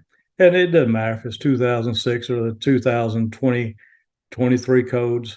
It's still going to be the same. If it's subject to human impact, then those locations, as well as their exceptions, are described there as hazardous locations, and it's in the glazing section. So again, if you want to find those, you can Google public codes and look for hazardous location of glazing or safety glass, and you can get all kind of illustrations. I know our InterNACHI illustration library has a lot of things you can go into and download and put them in your report to show these are locations. And I'll even have some here on this report, on this presentation. But how they break, this is just showing you how they crack or how they break. You can see the laminated, it kind of stays together. You can see the regular glass. If something hit it, that's what it's going to look like. And then, of course, the tempered glass, it's going to break into smaller pieces. I've actually seen glass companies, they will line their driveways behind their shop with broken safety glass because it doesn't hurt. You're not going to run over your car, get hurt, or walk on it, get hurt. So it's strange how they do that, but that's just something to realize. Now, here's showing you some safety glass. This is out of the code check book. Good illustration for you, but it's telling you about the windows, fixed windows adjacent to the slider, the door slides, whatever. Then this doesn't have to be safety glass. Here's side lights 24 inches from 60 inches, greater than 60 inches from the floor. Then that would have to be a safety glass. The SG up here, you can see the key, safety glass in, not safety glass. But here, a door that opens this away, swings out, that window next to it within 2 feet of that door, that's one that most inspectors miss. That has to be safety glass, because if that door slams into that window, it's going to cause it to break. Now, this goes into, there's a bunch of different ones here, and it has to meet all 4 of these requirements. If the large window opening is greater than 9 square feet, or if the lower edge is less than 18 inches above the walking surface, or if the upper edge is 36 inches above the walking surface and it's within 36 inches horizontal of walking surface, that would require safety glass. If it doesn't meet those 4 sections there, it doesn't have to be safety glass. Sometimes that can be a little confusing. Sometimes you just have to stop and study it, look at it, get it in your own mind that, hey, now I'm starting to catch on to it. But those are red flags for a big safety issue. Here's another now, the code check. It talks about the safety glass. They're calling it SG. This is not safety. Some of the same things what we had on the other one. This is just another chart that you can get. You can go to code check and probably download it online, or other public codes will have it in the building codes itself, that you can get a copy of it. This talks about safety glass. This is like in a bathroom. This talks about not safety 2 feet from doors and greater than 5 feet from the shower. So if this window's 5 feet from the shower, it doesn't have to be. But all around that shower screen will have to be safety glass. So this is another illustration of it, just something you can see. Put a photo with you with the words itself. Smoke detectors. Let's switch courses now and go to smoke detectors. The U.S. is a world leader in death from house fires. Smoke detectors can reduce the risk of someone dying in a house fire by at least 50%. So as you inspect a home, you want to definitely make sure that they have smoke alarms and make sure that they're working. It's, an estimate of 1 in every 4 houses are equipped with smoke detectors. They just don't work. You ever walked into a place, you see wires hanging out of the ceiling, you know it's where a fire smoke alarm device was once installed. Yeah, once they go out, people can't figure out how to replace the batteries or which one it is, or it becomes annoying to them. They just remove the fire smoke alarm. That's something to be careful about, and make sure you write those up as a deficiency, because fire alarms are something that's needed. All right, common reasons smoke detectors may not work. The batteries may be dead, or the homeowner may have taken the batteries out because it was making too much noise. The vents are clogged with dirt, dust, or grease. Sensing chambers infested with small insects. All kinds of things happen. Smoke alarms are something we definitely want to look at, because that is a red flag. Let's talk about how to test those things. The test button test is not a true test on a smoke detector. Most manufacturers do recommend testing with their test button. So that is a test button. All you do is verifying that the noise comes out of the thing. In Texas, that's what we have to do. We're mandated by Texas rules and statutes, our standard practice, that we have to test the smoke detector by pushing the button. Now, I will tell you, if the smoke alarm device does not have a test button on it, it may be a monitor smoke alarm. You don't want to bother that. Don't use a smoke in a can, anything like that. Don't use a fire match, cigarette lighter, anything. Don't stick up there to see if it's going to get hot and kick off, activate. You don't want that, because it may, if it's monitored, it probably call the fire department, police department out. Then you're going to have to explain, well, what you just got through doing. Most of the time people do that. They only do it once, and once the events begin to unveil themselves to them, they stop doing that. If the smoke detector vents are clogged with dirt, dust, grease, or insects, smoke will not activate the alarm. But pressing the test button will usually result in the alarm sounding. So that's what we're talking about. Pushing a button is not the correct way according to testing them, but yet that's what the manufacturer says do. And that's, it may be a comment you want to put in your report, that I tested the smoke alarm by pushing the test buttons. The best way to test smoke detectors using an aerosol product has been tested and approved by a recognized testing facility, such as the Underwriters Lab. You better have some caution when you do it, though, when using this message, because if it's monitored, it may call the fire department, as I mentioned earlier.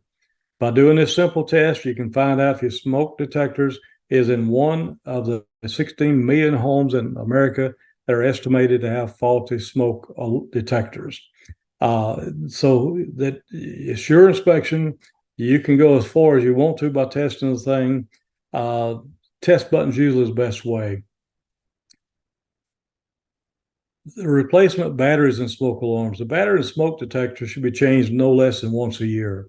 Usually we pick and tell our clients either when spraying forward, the time changes, or when the time changes to where it rolls back. Now, some devices today actually say the batteries will last 10 years. Whether it does or not, I don't know. I'll usually get back to a property in 10 years to see. But the best way to change the batteries when your clocks move forward or backwards. Any smoke detector that's over 10 years old, they should be replaced, period. So if you look up, you got a house that you know is over 10 years, the smoke detectors are kind of yellowish color because they change colors over time. That's probably where you need to go in and just say, hey, recommend upgrading your smoke detectors for personal safety. The other thing, if you test a smoke alarm, is that you want to hear, if you activate a button today, the smoke alarms in newer construction, probably from 1990 to today. I mean, it's not new, so much new, but more recent homes. The test button, you push it, it also should activate not only that device that you're pushing the test button on, but it should activate all the devices throughout the house. So you hear push one, you should start hearing it go off into the different rooms of the house. If you don't hear that, then they're not interconnected. Today, they have to be interconnected where if one activates, it activates all of them throughout the property. Why they do that? Because we learn from mistakes. Children had a fire in a closet of a bedroom one time, and that house caught a fire. Smoke alarms going off in the child's bedroom, but the parents' bedroom's on the other side of the house, and they never heard it. So it got to be really bad for the house of the fire and for the kids. So, that's why today they have to be interconnected, meaning if one goes off, they're all activated at the same time. So expected life of smoke detectors, these units have gone through millions and millions of test cycles checking the immediate surrounding for smoke. Even smoke detectors powered with household currents and a battery backup, they still need to be replaced after 10 years. So 10 years is kind of the rule of thumb on smoke alarms. So if you're inspecting a house that's over 10 years old, check on the smoke alarms. And you may want to tell them that it's time to change them out, upgrade to enhance your family's safety. It never hurts. I mean, smoke alarms are not that expensive. Homeowners can easily exchange these. It's pretty easily done. So don't be afraid to tell them that, because that, to me, that anything safety of the family, buying that home or living in a home, that should be a red flag for us as inspectors. The other thing is carbon monoxide detectors. Carbon monoxide detector, or CO detectors, we often refer to them, is a device that detects the presence of carbon monoxide gas in order to prevent carbon monoxide poisoning. When there's incomplete combustion, CO is produced. CO is something that's colorless, odorless, and it's known to be the silent killer. You don't see it, you don't smell it, you don't hear it. So if you don't have a CO detector in a house, you could just begin to get real sleepy, real tired, go to sleep, and just never wake up. That's generally what CO poison does to us. It's virtually undetectable unless you have a CO detector. The International Residential Code now requires carbon monoxide detectors in newer construction where a fuel burning source is present, or get this one now, guys, listen to this because this is a change on it, or when a home has an attached garage, regardless of the fuel source of the home all being all electric. You heard me correct. It doesn't matter if his house is all electric or if it has gas appliances.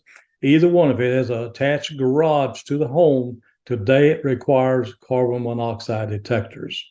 Now, you can have carbon monoxide and smoke detectors that are combined. In some of the homes today that you test and check these out, if you hit the test button, it may come on and say smoke alarm, and you'll hear it chime in the other parts of the house. And then after it gets through, then it comes on and says CO detectors, telling you it's working. But in other words, if there's you're doing a house with an attached garage, there should be a carbon monoxide detector somewhere in that home. Okay, here's another one that's a safety issue for you and I. Pull down attic stairs. In our area, we have these common in homes, but the pull down stairs, one of the first things you want to do is you open the stair down, let this thing open up. You want to take your flashlight and start looking at all around the edges here where this staircase is attached.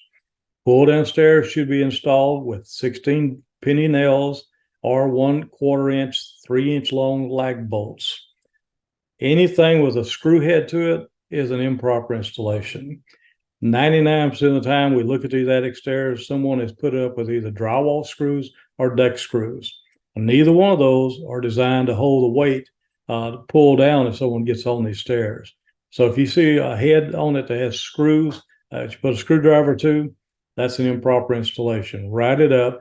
This is what I put in there. If you look closely on these stairs, on the lid, as you open the staircase, there's a sticker, probably a 4 by 5 inch decal that they have stuck to those stairs from the manufacturer. It tells you exactly this method of attachment, and it even tell you where they should be nailed or screwed into the frame to hold it up. So be careful. Those things are hazardous. There can be no field modification to it. If a section of the steps broke, if the end of it's cut off too much, for any reason, there cannot be any field modification to it. The unit has to be completely replaced. Staircases today, if you get one that's a 350-pound rated, fire rated staircase, I've been told that the price to buy it is over $1,000 today. So you don't want to miss that, because that's a big hazard, and you really want to be careful on those staircases. You be careful as inspectors, because we don't want to lose any of our inspectors, something like that. All right, I want to say thank you for attending our webinar. I hope you've enjoyed it, and will join us for the final part 6 of our series. And my name is Paul Roebuck. I'm with InterNACHI. I'm the Texas Education Director.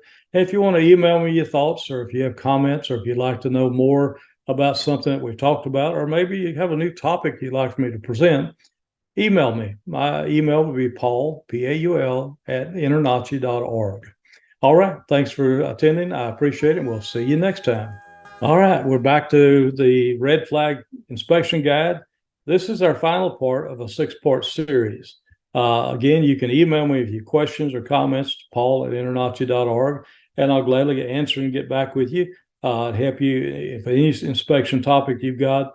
I've been around for about 30 years doing home inspections, commercial properties, all types of multifamily, industrial properties. I've done just about anything you can imagine in my 30 years of inspection. Not that I know it all. I don't never claim that, but I will certainly be able to help you. Hopefully, if you have questions or something, if you're new in the business or been in it for a while, if you just got a common question, email me. I'll gladly take the time to try and answer your question. Okay, let's get started. We're going to talk about some hazardous material today. Yeah, hazardous material or a problem that can adversely or dramatically affect property value.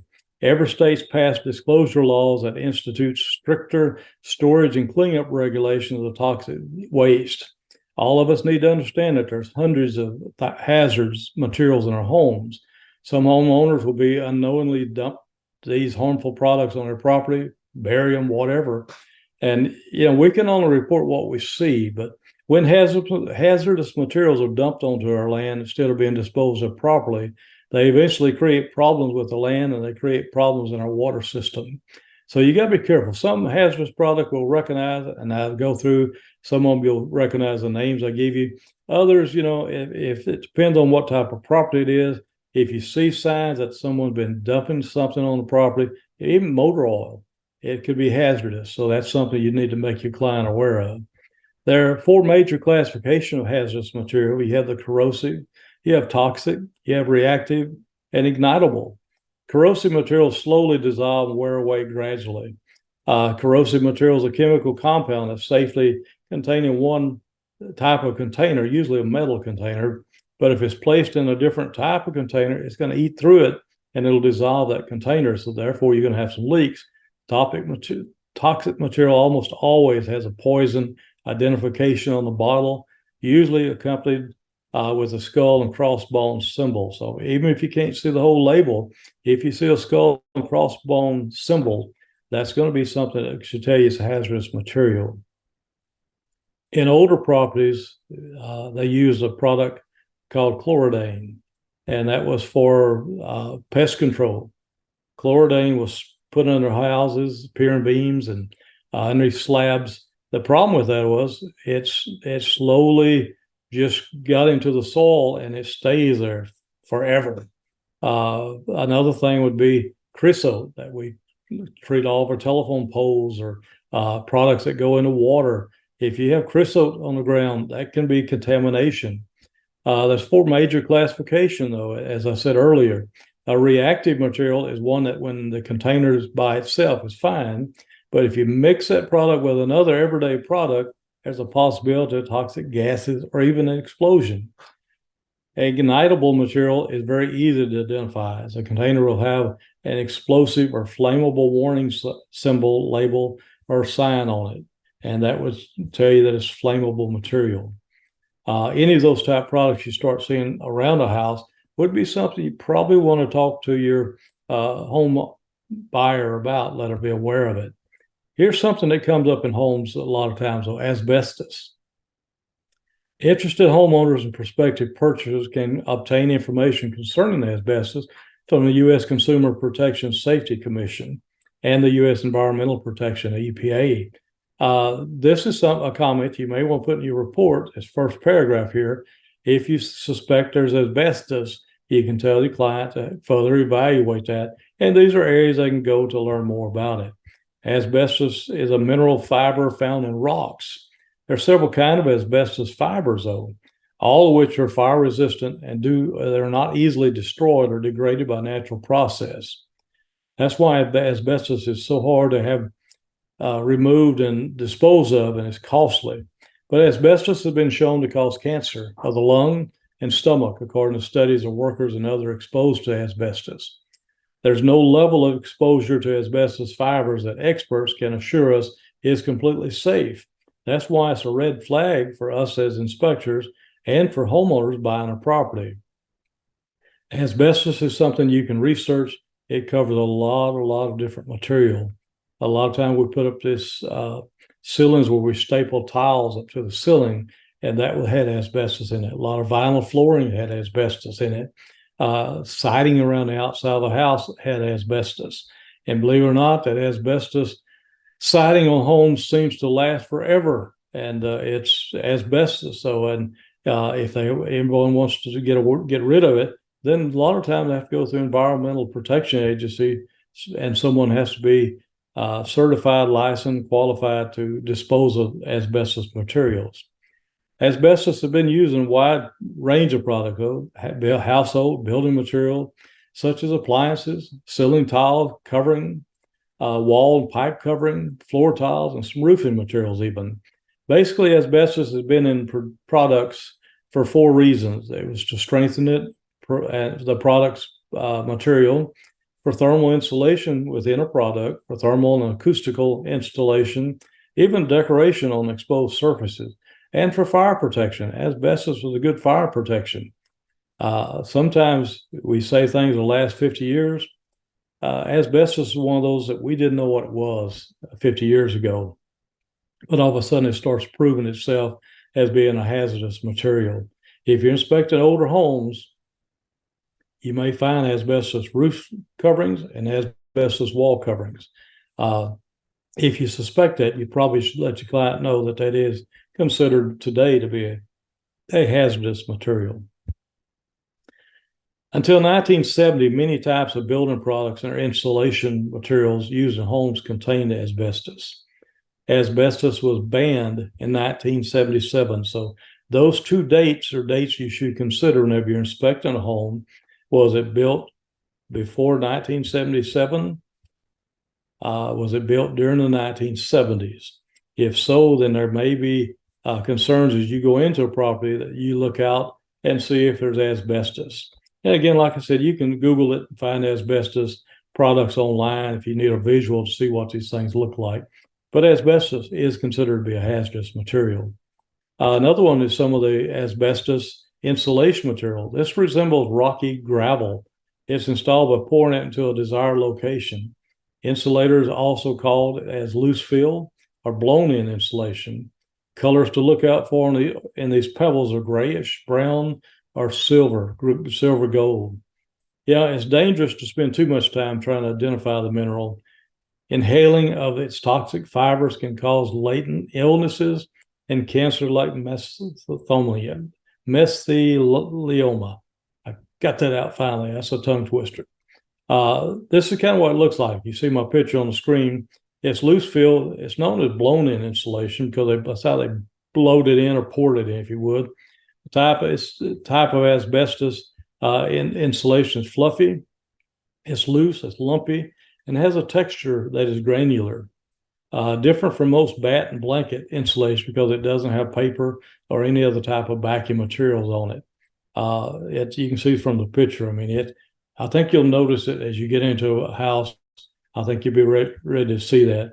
The correct way to remove it, have somebody that's qualified to handle hazardous materials, remove it, and go back in with some of the newer insulation we have today. Be careful though, because if you're in the attic breathing this stuff or stirring it up, you're going to inhale it. Could be hazardous to you, depending on what condition your lungs are in or how old you are. A lot of this stuff can affect us health-wise, so please be careful out there. We don't want any inspector to be hurt from this, but we want you to be aware of it. Make your clients aware of it if you happen to see it during your inspection. This is just a picture looking at through an old attic. You can see the picture here. I stole this off of a Google site, but you can see how that insulation looks. So if you go in the attic, you see something that looks like that, may be an issue. All right, asbestos products to look for and where they're used in and around houses. Vinyl floor tiles. Remember the little 12 by 12 inch tiles? Vinyl sheeting flooring. Patching and joint compounds for walls and ceilings.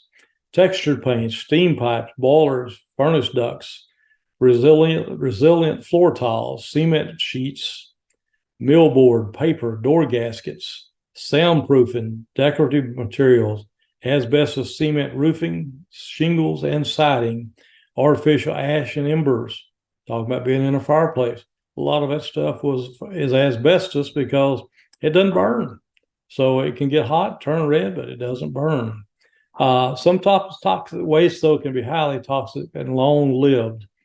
These toxic substances can pollute water supplies that serve an entire community, pollute the ground a community is built on, and even contaminate food if it's grown on polluted soils or irrigated with polluted water. Water quality has become a significant public safety issue for us today. As you see the water shortage, the demand for water. I'm sure you've seen on the news where certain cities like in Michigan had water that had some toxic waste to it. It doesn't take much. A lot of our plants and all had asbestos. Sometimes it runs off. I inspected a property in Texas, an industrial property, and as I walked in, they asked me to put on these steel shoe covers. I mean, they literally steel covered my entire boot. Wear certain face gear, respirator type equipment, and a jumpsuit to protect me, and gloves as I went around looking at the inspection. As I got there, they didn't tell me that when they booked the inspection with me. They only said, look, we have a facility in a certain town near you.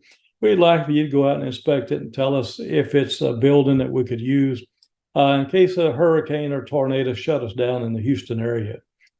Well, I was shocked, to say the least. As I go in, they actually have a lab set up in there that they're testing the groundwater and the air 24 hours a day. So what did I get into? I had no idea, but they had some private letters on the wall that I happened to take a glance at as I walked by and took a picture of so I could read it later. It was a fertilizer plant. They developed fertilizer, and the fertilizer had actually leaked into the ground around this industrial facility and got into the water of the town and into the lake in the town. So it was a major issue, and EPA had been involved in it. So that was pretty much out of my realm of inspections. I got involved in it without knowing what was there. And we did the inspection because I was looking more structural than anything else. And we got off the property quickly. They paid very well, probably not enough. But if they call me again, so can you re-inspect it? My answer is going to be a definite no. So be careful what you get into, guys. Sometimes we say, yeah, I can do that. Well, you sure? So be careful. All right. Water well pollution from industrial sources. This is what I just got through talking about. You take a plant that did fertilizer. If that gets into the groundwater, every time it rains, that water, that's contaminant is getting spread even further down in the ground into the drinking water, the water table. So it can cause all kind of issues. But that's one I just got through telling you about. The fertilizer plant was shut down, and they couldn't do anything with it for I don't know how many years. I don't remember reading how many years they shut her down, but basically it'd never be able to be used again for a while. But that affected the entire town. But the runoff from something like that. So, if you see something like that, how can I just tell you, be careful. If you spot contamination, toxic waste, write it up. I mean, that's something that we need to be aware of. Septic systems near water well or near a pond or lake or tank or water source, that can cause contamination. That would be a toxic waste that you would need to notify your client, hey, there's an issue with it. Radon is another one. It's not so much popular in my area, the southern part of the states here in Texas, but in other areas, I know radon is a big deal. So if you're not doing radon inspections, I would encourage you to get qualified to do those, and then go out and start doing radon tests on properties that you inspect. Why not? You're there anyway, so you got to go back. But radon, you can't see it, you can't smell it, you can't taste it, but it's a radioactive gas. So it comes from natural breakdowns of uranium. It's found in high concentration in soils, rocks containing uranium, granite, shell, phosphates, and pitchblende. So, you guys are probably much more familiar than I am on radon, but that is considered to be a hazardous material. So get qualified where you can test those and do your inspection to the best of your ability for your client. It can be found in soils contaminated with certain types of industrial waste, such as byproducts from uranium or phosphate mining. In outdoor air, radon is diluted in such low concentrations that it doesn't represent really a safety hazard. But once you're inside a house, inside of a basement, anywhere that's enclosed space, radon can accumulate, and indoor levels depends on the building's construction, the concentration of radon in the underlying soil, and what's coming through the basement walls even. So radon is something that is hazardous that you need to be aware of. This talks about the only known health effects associated with exposure to elevated levels of radon is the increased risk of developing lung cancer.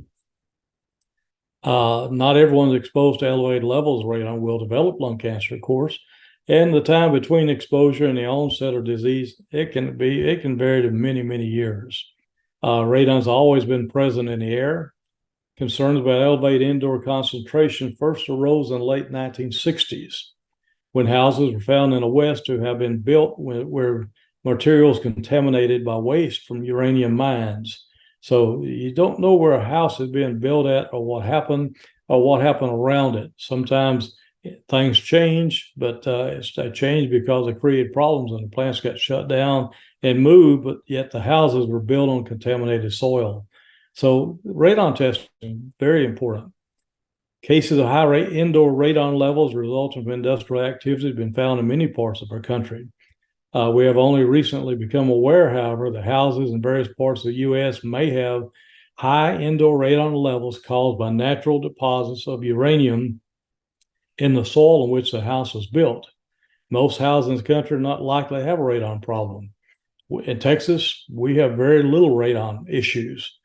People call for radon tests. I don't test it because we don't have issues here. So it depends on, I guess, the part of the state, but in the southern part of Texas, we don't have radon issues. We have no basements, so we don't have that. Most of ours is sand and soil, clay, stuff like that where I'm at. Yours may be different. Anyway, the dilemma is that right now, no one knows which houses have that problem and which ones don't. You may wish to call your state radiation protection office to find out if any high levels have been discovered in your area or in the towns that you do the inspections in, just for safety. If you're going to be doing radon testing or telling your client, hey, it's possible radon is in this area, make sure you know what you're talking about. Don't just go out causing problems, but you do want to create a safety rim for your clients. How does radon get into the house? It's a gas that moves through small spaces in the soil and rocks in which a house is built, seeps into the house through dirt floors, cracks in concrete floors, walls, floor drains, sup pumps joints, tiny cracks or pores in hollow brick walls. So it seeps in. If it's got radon around it, it'll find its way in. You just have to look for it. It can enter into water within private water wells and be released into the house when the water is used. Usually radon is not a problem with large community water supplies where it's likely to be reached or released into the outdoor air before it reaches the house. But that's why you want to have the water testing. If you're going to do water well inspections, you should have the water tested. If you're in an area where there's radon, that's another segment of the test that you want to have your laboratory that does your testing on the water test for radon. More information concerning radon and water, contact your state's Radiation Protection Office. Some unusual cases, radon can be released from material used in the construction of the house. We already went through several things, that materials that had products such as asbestos. So some products could even have radon that they released. Example, a house that has a large stone fireplace or has a solar heating system where the heat's stored in large beds of stone.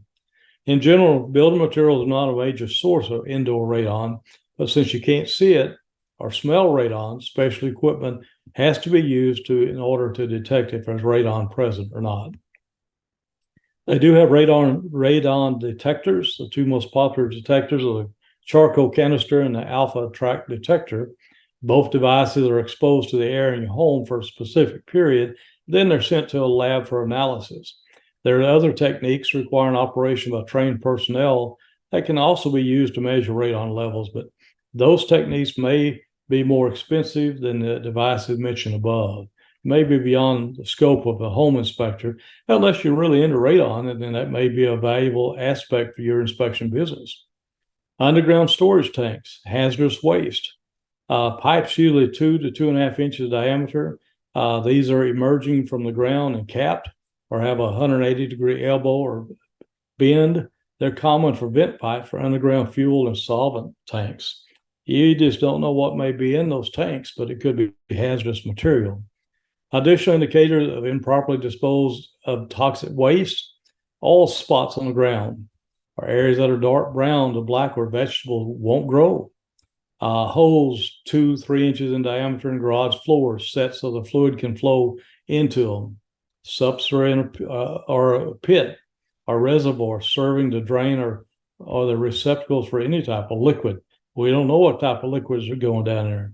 Evidence of extensive paint or chemical storage facilities.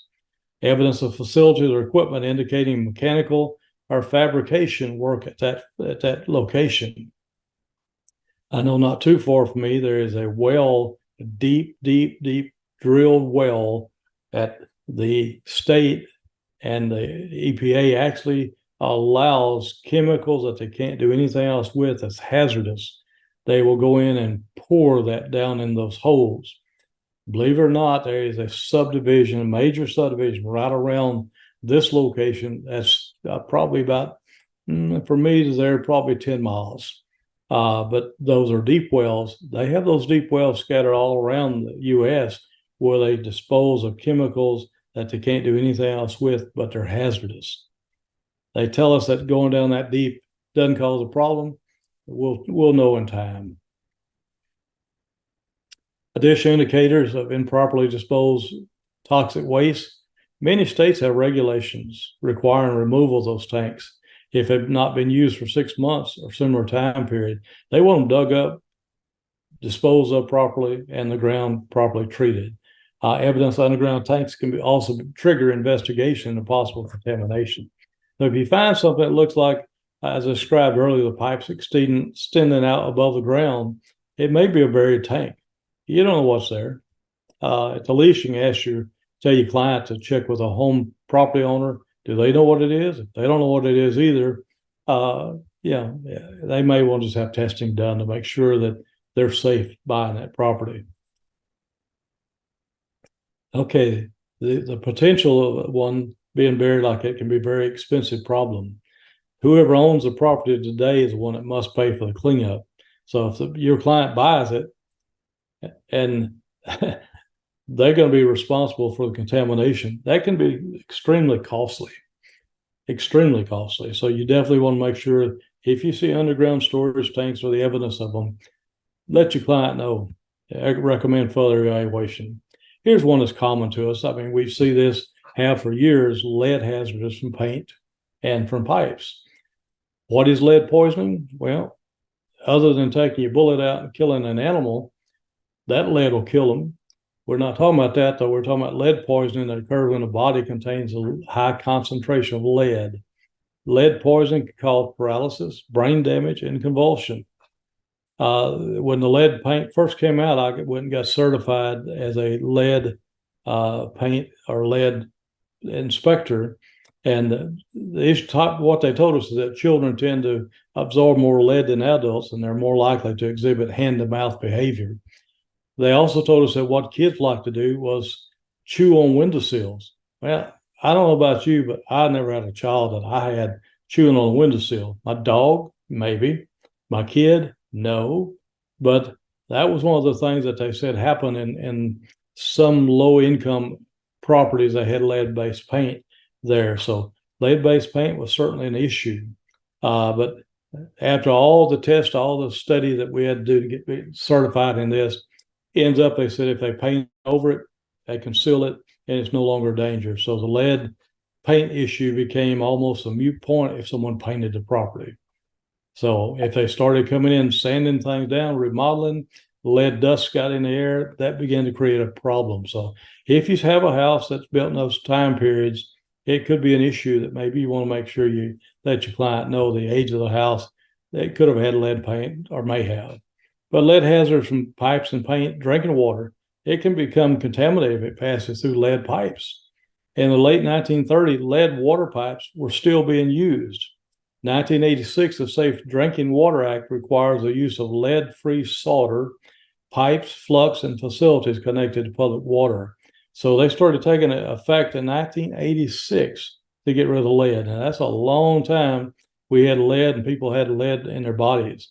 In 1988, Congress banned the use of lead-based solder in plumbing application in houses and buildings. So federal government kind of got into it, started taking care of some of the lead as far as the water pipes and all go. But lead-based paint, the most probable place where lead-based paint will be found in houses or in the bathrooms and kitchen walls, on woodwork and on window frames. The use of lead-based paint was prohibited in 1980. So anything before 1980 could be even after for a few years till the paint supply diminished. Anything before 1980, though, could have lead-based paint. So if you find a house that you're inspecting and the woodwork is in poor shape, look around. You know, it may be time that you recommend they have a lead-based or lead-based lead testing done on the house. Lead hazards from paint, as visual inspection cannot determine whether a hazard exists. Checking the presence of lead-based paint requires removing samples and have it tested by a qualified laboratory. The probability of lead-based paint having been used in a structure is directly related to the age of it. Like we said before, 1980, studies have shown that lead-based paint was used in 2/3 of all houses built prior to 1940 and 1/3 of all houses built from 1940 to 1960. So some of you live in areas where you have older homes, lead-based paint could be an issue, or lead-based plumbing. A smaller percentage of houses built between 1960 and 1980 were found also to contain lead-based paint. So it comes all the way up to 1980. So beware of that. Beware that commercial facilities in which metal work, automotive radiator repairs, soldering activities were carried out are also likely to have lead contamination because of the solder and all they used to do their soldering was lead. HUD warns that 3 out of 4 houses built prior to 1978 have lead-based paint. Think about that now. 75% of the houses built before 1978 have lead-based paint. So if you're inspecting a property older than 1978, beware. HUD says that they probably have lead-based paint. Okay, I want to thank you for attending our webinar. I hope you've enjoyed it. Hope you'll join us again for some other webinars. If you have other webinar topics you'd like for me to discuss or comments to share with me or comments on my presentation, please email me at paul@internachi.org. And until next time, take care, God bless, and be safe out doing your inspections.